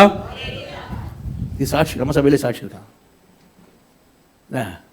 பைபிள் அப்படி தான் சொல்லுது. இந்த உலகத்தில் உனக்கு எந்த பாடு இருந்தாலும் சரி, நீ இப்படி சொல்லாத, நித்திய ஜீவன் இனிமேல் தானே வரப்போகுது, அது அங்கே தான் எனக்கு இப்போ என்னது அப்படி பேசவே பேசாதுன்னு பைபிள் சொல்லுது. பைபிளில் பக்கம் பக்கமாக என்ன காமிக்காதான் காமிக்குது. சரிங்களா? ஏன்னா நான் வேறு புதிய ஏற்பாடு புது உடன்படிக்கையில் இருக்கிறவங்கள இல்லை, பழைய உடன்படிக்கை ஆளுகை காமிக்கிறேன். அவங்க என்ன செஞ்சாங்கன்னு போட்டுருக்கு பாருங்க. எபிரேயர் 11 அதிகாரத்து வாங்க. எபிரேயர் 11 அதிகாரத்தில் வாசிங்க. 33 வசனம் வாசிங்க. விசுவாசத்தினாலே அவர்கள் ராஜ்யங்களை ஜெயித்தார்கள், நீதியை நடப்பித்தார்கள், வாக்குத்தத்தங்களை பெற்றார்கள், சிங்கங்களின் வாய்களை அடைத்தார்கள். தொடர்ந்து வாசிங்க. அக்கினியின் உக்கிரத்தை அவித்தார்கள், பட்டய கருக்குக்கு தப்பினார்கள், பலவீனத்தில் பலன் கொண்டார்கள், யுத்தத்தில் வல்லவர்கள் ஆனார்கள், அந்நியருடைய சேனைகளை முறியடித்தார்கள். ஸ்திரீகள் சாக கொடுத்த தங்களுடையவர்களை உயிரோடு எழுந்திருக்க பெற்றார்கள். வார்த்தை வேறு சிலர் வாசிங்க. வேறு சிலர் மேன்மையான உயிர்த்தெழுதலை அடையும்படிக்கு விடுதலை பெற சம்மதியாமல் வாதிக்கப்பட்டார்கள். வேறு சிலர் நிந்தைகளையும் அடிகளையும் கட்டுகளையும் காவலையும் அனுபவித்தார்கள். கல்லறி உண்டார்கள், வாளால் அறுப்புண்டார்கள், பரீட்சை பார்க்கப்பட்டார்கள், பட்டயத்தினாலே வெட்டப்பட்டு மரித்தார்கள், செம்மறியாட்டு தோள்களையும் வெள்ளாட்டு தோள்களையும் போர்த்து கொண்டு திரிந்து குறைவையும் உபத்திரவத்தையும் துன்பத்தையும் அனுபவித்தார்கள். உலகம் அவர்களுக்கு பாத்திரமாய் இருக்கவில்லை. அவர்கள் வனாந்திரங்களிலேயும் மலைகளிலேயும் குகைகளிலேயும் பூமியின் வெடிப்புகளிலேயும் சிதறுண்டு அலைந்தார்கள். ஏன் இதெல்லாம் செஞ்சாங்க? 26ஆம் வசனத்துல ஸ்டார்டிங் வாசிக்கு 26ல இனிவரும் பலன் மேல் நோக்கமாய் இருந்தது. அவ்வளவுதான். எதனாலங்க இவ்வளவு பண்ணாங்கன்னு போட்டு விசுவாசம். என்ன விசுவாசம் உங்களுக்கு? அட்டக்கேடகம் கிடையாது அவங்ககிட்ட. அட்டக்கேடகத்தை பிடிச்சி நிக்கல அவங்க. அவங்களே விடுதலை பெற சம்மதிக்கலன்னு போட்டிருக்குது. என்ன வேணா பண்ணுங்கடா போங்கடா, திஸ் இஸ் டெம்பரரி, இது தற்காலிகமானது. என்கிட்ட இருக்குது அட்டக்கேடகம் இல்லை. ஸ்ட்ராங்காக நின்னாங்க. இனி வரும் பலன். அல்லேலூயா.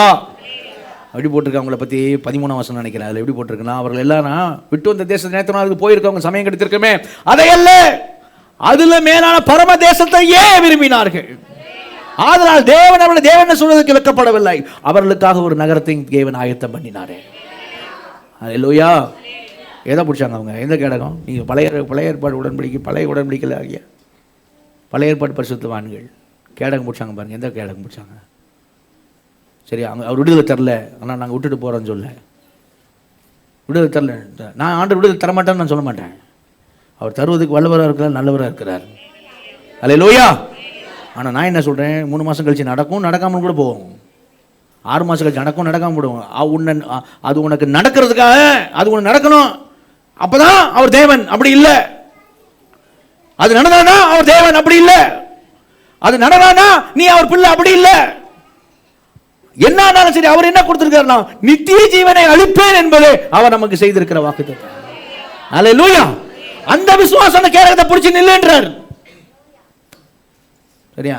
என்ன ஒரு ஆள் சுவிசேஷம் சொல்லும் போது என்ன காமராஜபுரத்தில் ஒருத்தர் சேலஞ்ச் பண்ணார். சரி பாஸ்டர், நான் இத்தனை வாரம் சொன்னார், எனக்கு வாரம் மட்டும் ஞாபகம் இல்லை. நான் இத்தனை வாரம் உங்கள் சபைக்கு வருவேன், நீங்கள் சொல்கிறேன் நான் வரேன். அத்தனை வாரத்துக்குள்ளே உங்கள் ஆண்டவர் என்னை மாற்றணும். என்னை மாற்றலைன்னா நீங்கள் பாஸ்டராக இல்லாமல் இந்த ஊரை விட்டு போயிடுறீங்களா அப்படின்னு கேட்டார். சரியா? ஏசுங்கிறீங்களா? நான் உங்கள் சபைக்கு இத்தனை வாரம் வரேன், அத்தனை வாரத்துக்குள்ளே உங்கள் ஆண்டவர் என்னை மாற்றணும். என்னை மாற்றலைன்னா நீங்கள் மாறிடுறீங்களான்னு கேட்டார். நான் சிரித்தேன். நான் சொன்னேன், உங்களை மாற்றி தான் ஆண்டவர் அவர் ஆண்டவராக இருக்காருன்னு எனக்கு காண்பிக்க வேண்டியது இல்லை. எனக்கு ஏற்கனவே தெரியும் அவர் தான் ஆண்டவர்ன்ட்டு.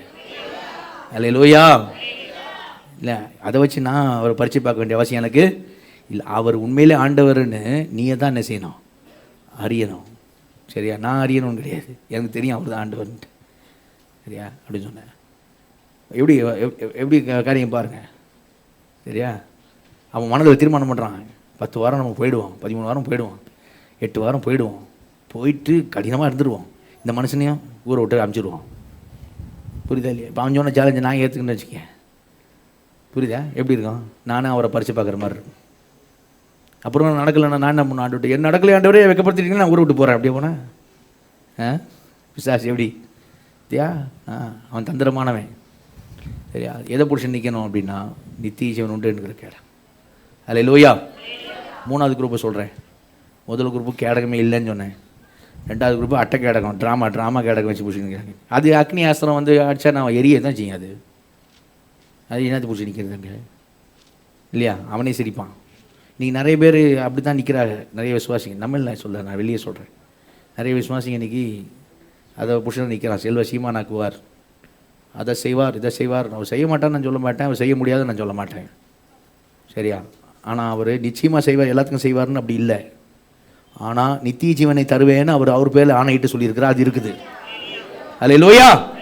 மூணாவது குரூப்பு, அவன் கேடகத்தை பிடிச்சிக்கிட்ட மாதிரி தெரியுது, அவங்களுக்கு பிடிச்சினுக்கிற மாதிரி, எதையோ பிடிச்சினுக்கிற மாதிரி இருக்குது, ஆனால் கையில் கேடகம் இல்லை. அவங்க யார் அப்படின்னு நீங்கள் கேட்டிங்கன்னா, சரி இங்கே நீங்கள் அந்த யோவான் 6 காமிச்சல, அங்கேயே வந்து ஒரு குரூப்பு, இந்த ஒரு குரூப்பு உபதேசத்துக்கெல்லாம் போயிடுவாங்க. ஏசு 12 பேரை பார்த்து கேட்பார், நீங்களும் போய்விட மனதாக இருக்கிறீங்களா? அவங்க என்ன சொல்லுவாங்க? நாங்கள் யாடத்தில் போவோம், நித்திய ஜீவனில் வசனங்கள், அதான் முக்கியம். அல்லேலூயா.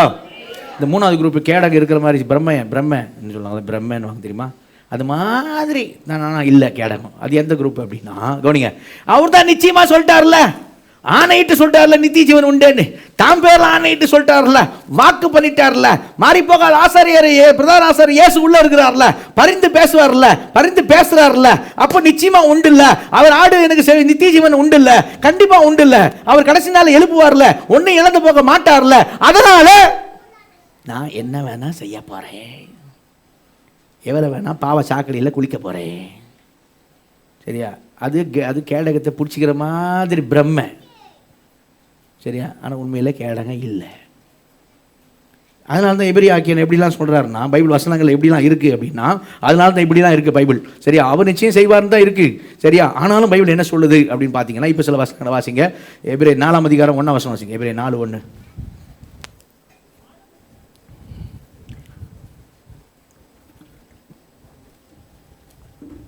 மைக்குங்க. வாசிங்க.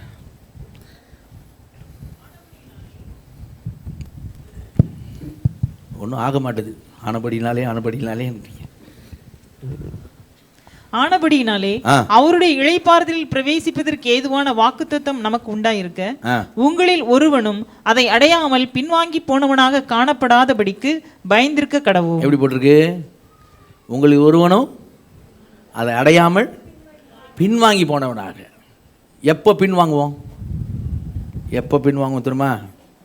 எப்போ இந்த உண்மையான கேடகத்தை கரெக்டாக பிடிக்க வேண்டிய மாதிரி நித்திய ஜீவன் உண்டுன்னு பிடிக்கலை அப்படின்னா, இதை பெருசாக நினைக்கல இந்த கேடகத்தை அப்படின்னா, அப்போ பின்வாங்கி போவோம். கேடகத்தை பிடித்து நிற்கிற வரையிலும் அவன் பின்வாங்குவான், நம்ம பின்வாங்க மாட்டோம். நல்லாலே இல்லையா சொல்லுங்கள்? கேடகத்தை கரெக்டாக நித்திய ஜீவன் உண்டு, எனக்கு உண்டு, பிசாசை என்னெல்லாம் கொண்டு வா அப்படி நின்னோம்னா அவன் தான் பின்வாங்குவான், நம்ம பின்வாங்க மாட்டோம். ஆனால் கரெக்டாக பைபிள் சொல்கிற மாதிரி இந்த கேடகத்தை பிடிக்கலைன்னா நம்ம பின்வாங்கி போவோம். அப்போது எப்படி சொல்லுது? பின்வாங்கி போனோம்னா காணப்படாதபடிக்கு எப்படி இருப்போம்? பயந்திருக்க கடவோம். வசனங்களை பார்த்தா பயந்திருக்க கடவோம் அப்படின்னு சொல்லுது. அடுத்த ஒரு வசனம் வாசிங்க, 11 வசனம் வாசிங்க. அதில் 11. ஆகையால் அந்த திருஷ்டாந்தத்தின்படி ஒருவனாகிலும் கீழ்ப்படியாமையினாலே விழுந்து போகாதபடிக்கு நாம் இந்த இளைப்பாறுதல் பிரவேசிக்க ஜாக்கிரதையா இருக்க கடவோம். எப்படி இருக்க கடவோம்? ஜாக்கிரதையா இருக்க கடவோம். ஜாக்கிரதையா இரு, அந்த இளைப்பாறுதல் பிரவேசிப்பதுக்கு பயந்துரு. சரியா? அடுத்த வாசிங்க, 14 வசனம் வாசிங்க. 14. வானங்களின் வழியாய் பரலோகத்திற்கு போன தேவகுமாரனாகிய இயேசு என்னும் மகா பிரதான ஆசாரியர் நமக்கு இருக்கிறபடியினால் நாம் பண்ணின அறிக்கையை உறுதியாய் பற்றி கொண்டிருக்க கடவோம். எப்படி இருக்க கடவோம்? ஜாக்கிரதையா இருக்க கடவோம், பயந்திருக்க கடவோம். அந்த அறிக்கையை என்ன பண்ணுவோம்? நித்தியம் உண்டு பண்ணல, அது கரெக்டாக உறுதியாக பற்றி கொண்டு இருக்கும். பைபிள் சொல்கிற மாதிரி இருக்க உறுதியாக பற்றி கொண்டு இருப்போம். நடைமுறை நீதியில் இருக்கணும்ல, இப்படி போகக்கூடாது. பாவ வாழ்க்கைக்கு போகிறான்னு போகக்கூடாது. சரியா? சத்தியத்தை அறிகிற அழிவை அடைந்த பின்பு மனப்பூர்வமாக பாவத்தை நிலை நிற்கிறவனானால், அதுதான் அந்த கரெக்டான டிரான்ஸ்லேஷன். பாவத்தை நிலை நிற்கிறவனானால் அவன் தேவனுக்கு விரோதியாக மாறிடுறான். சரியா? ஏன்னா மறுபடியும் பலி இல்லை. பாவத்தில் சத்தியத்தை அறிகிற அறிவை அடைத்த பின்பு மனப்பூர்வமாய் அவன் பாவத்தில் நிலை நிற்கிறவனானால் செலுத்தத்தக்க வேறு ஒரு பலி இனி இராமல் விரோதிகளை பட்சிக்கும் கோபாக்கணிமே இருக்கும். ஒன்னியவன் சொல்ற, தேவனால் பிறப்பதெல்லாம் உலகத்தை ஜெயிக்கும், தேவனால் பிறந்தவன் பாவத்தில் நிலை நிற்க மாட்டான். அதான் கரெக்டான டிரான்ஸ்லேஷன். பாவத்தில் நிலை நிற்க மாட்டான். அப்போ எதில் நிற்பான்? எதில் நிலை நிற்பான்? நம்ம அவரோட ஒப்புரவாயிருக்கோம் சொல்ல கொலோசியரில், அங்கேயே வாசிங்க. கொலோசியரில் 1 அதிகாரத்தில் 22 வசனம் வாசிங்க. கொலோசியர் 1:22.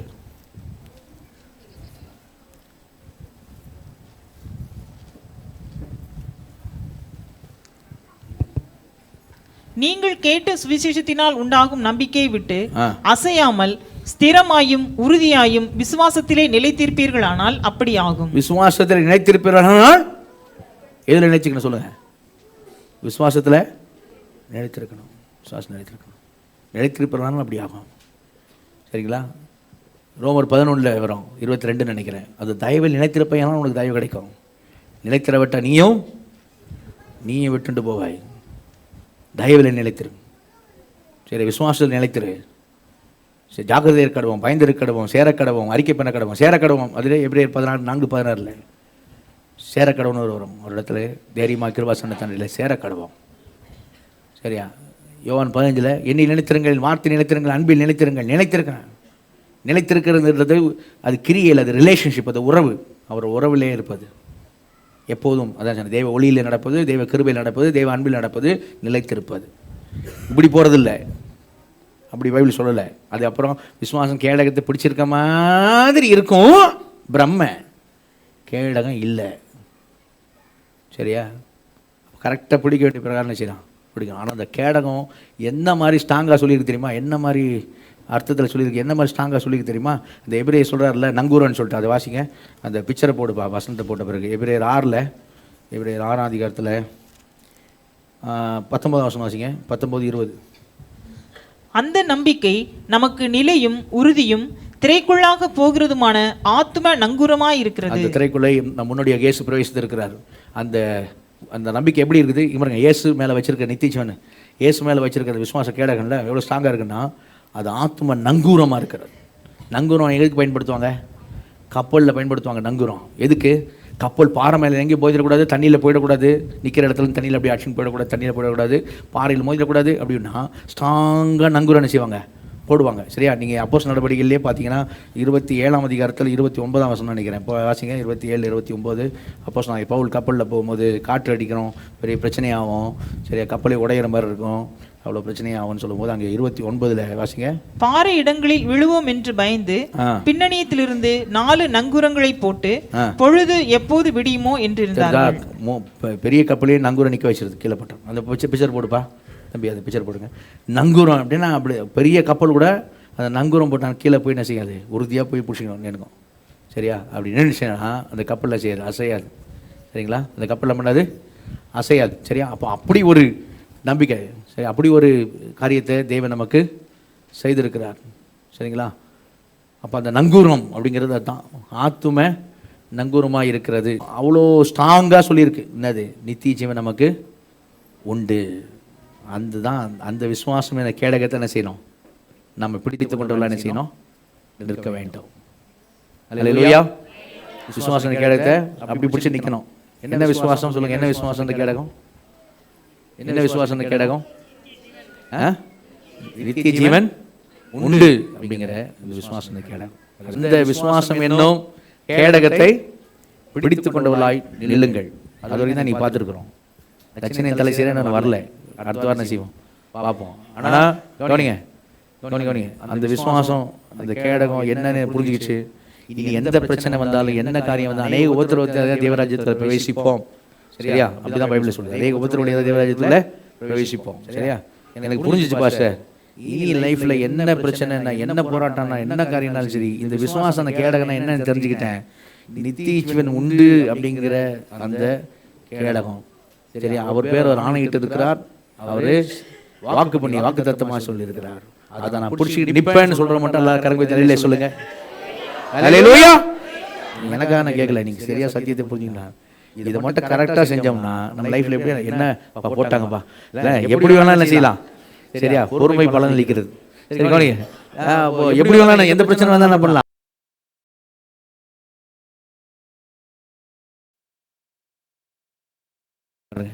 அந்த கப்பல் அந்த நங்கூரன்றது தான், அது மாதிரி தான் இருக்கும். அது கீழே. சரியா? அந்த பேர் பைபிள் சொல்லுது. அந்த நம்பிக்கை, நித்திய ஜீவன் அவர் தர நம்பிக்கை நமக்கு ஆத்தும நங்கூரமாக இருக்கிறது. அல்லேலூயா. ஆமா, எவ்வளவு வேணும்? போய் வரையாத தேவன். எலுமினன் ஜெபம் பண்ணுவோம்.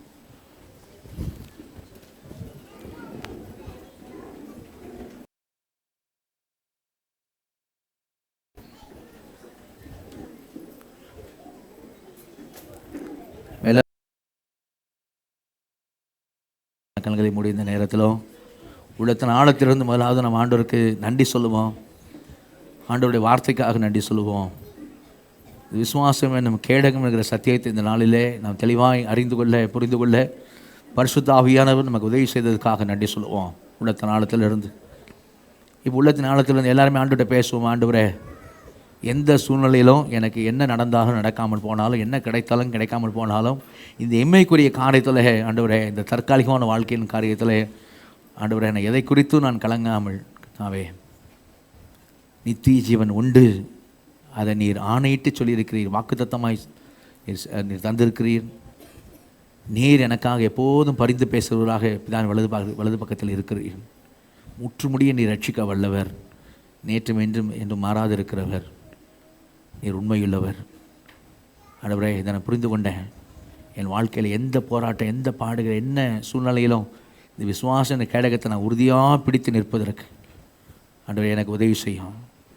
ஒரு நாளும் ஆண்டவரே இந்த சத்தியத்தை நான் மறந்து விடாதபடிக்கு ஆண்டவரே கர்த்தாவே, விசுவாசம் இந்த கேடகத்தை நான் விட்டு விடாதபடிக்கு, பொய்யான அட்டையான விசுவாச கேடகத்தை நான் கையில் பிடித்து கொண்டு இராதபடிக்கு, அல்லது பிடித்து கொண்டு இருக்கிறேன்னு சொல்லி பிரம்மையான ஒரு காரியத்தை செஞ்சு ஆண்டவரை தவறான காரியங்களுக்குள்ளே போகாதபடிக்கு வசனம் சொல்லுகிறபடியாக ஆண்டவரே விசுவாசம் கேடகத்தை உறுதியாக பிடித்து நிற்கிறதுக்கு எனக்கு கிருபை தாரும் ஆண்டவரேன்னு சொல்ல மாட்டேன். எல்லாரும் கரங்களை உயர்த்தி ஒப்பு கொடுத்து ஜெபம் பண்ணுமா? எல்லாருமே கரங்களை உயர்த்தி வல்ல பிதாவே நன்றியுமை ஸ்தோத்திரிக்கிறோம், துதிக்கிறோம். கிருபை இறக்கும் தாய் நேர்ந்து வர பாதி நேரத்தில் குமார் நாங்கள் இயேசு நாமத்தில் வருகிறோம். ஆண்டவரே, இந்த நாள் எங்களோடு நீ பேசின வார்த்தைகளுக்கும் மக்கள் நாங்கள் நன்றி செலுத்துகிறோங்க. தாவே தகப்பனே, உங்களுடைய வார்த்தைகளுக்காய் ஸ்தோத்திரிக்கிறோம். இந்த நாளை எங்களுக்கு திடப்படுத்தின கிருபைக்காய் ஸ்தோத்திரம், சத்தியத்தை அறிந்து கொள்ள கொடுத்த கிருபைக்காய் ஸ்தோத்திரம். ஆண்டவரே, நித்திய ஜீவன் உண்டு என்கிறதான அந்த வாக்கு தத்துவத்துக்காக நீர் ஆணையிட்டு சொல்லியிருப்பதற்காக நன்றி செலுத்துகிறோம். அது உண்டு என்று சொல்லி இந்த விசுவாசத்தை கேடகத்தை பிடித்து கொண்டு ஆண்டவரே தகப்பனை ஜெயம் எடுக்கும்படியாக நாங்கள் நிற்கும்படியாக ஆண்டவரே, சத்துரு வெக்கப்பட்டு போகும்படியாக எத்தனை அக்கினி ஆஸ்திரங்கள் எரிந்தாலும் ஆண்டவர், எவ்வளவு அக்கினி ஆஸ்திரங்கள் எழுந்தாலும் இந்த ஒரு கேடகத்தை நாங்கள் பிடித்து கொண்டு நிற்பதற்கு, ஜெயிப்பதற்கு எங்கள் ஒவ்வொருக்கும் கிருபை தந்து ஆஸ்வதிக்கும்படியாக இது எங்களுக்கு ஆத்தும நங்கூரமாக இருப்பதற்காக நன்றி செலுத்துகிறோம். நம்பிக்கை விட்டு நாங்கள் அசையாமல் உறுதியாக அதை பற்றி கொண்டிருக்க, விசுவாசம் நினைத்திருக்க, அன்பில் நினைத்திருக்க, தயவில் நினைத்திருக்க, ஒரு வார்த்தையில் வசனத்தில் நினைத்திருக்க ஒவ்வொருக்கும் கிருபை தந்து ஆஸ்வதிக்கும்படியாக ஒரு வல்ல கருத்தில் அர்ப்பணிக்கிறோம். பெரிய காரியங்களை செய்ய தாழ்த்துகிறோம். இயேசு நாமத்தை ஜெபங்கள் ஜீவனங்கள் நல்ல பிதாவே, ஆமென். செய்து சொல்லுவோம். என் ஆத்துமாவே கர்த்தரை ஸ்தோத்திரி, என் முழுலுமே பரிசுத்த நாமத்தை ஸ்தோத்திரி, என் ஆத்துமாவே கர்த்தரை ஸ்தோத்திரி, அவர் செய்த சகல உபகாரங்களையும் மறவாதே. ஆமென். கர்த்தராகிய இயேசு கிறிஸ்துவின் கிருபையும் பிதாவாகிய தேவனுடைய அன்பும் பரிசுத்த ஆவியினுடைய அந்யோன்யக்கும் சுகம் பாதுகாப்பு இப்பொழுதும் எப்பொழுதும் இயேசு கிறிஸ்து ரகசிய வரைக்கும் மட்டும் இருப்பதாக. அல்லேலூயா, அல்லேலூயா, அல்லேலூயா.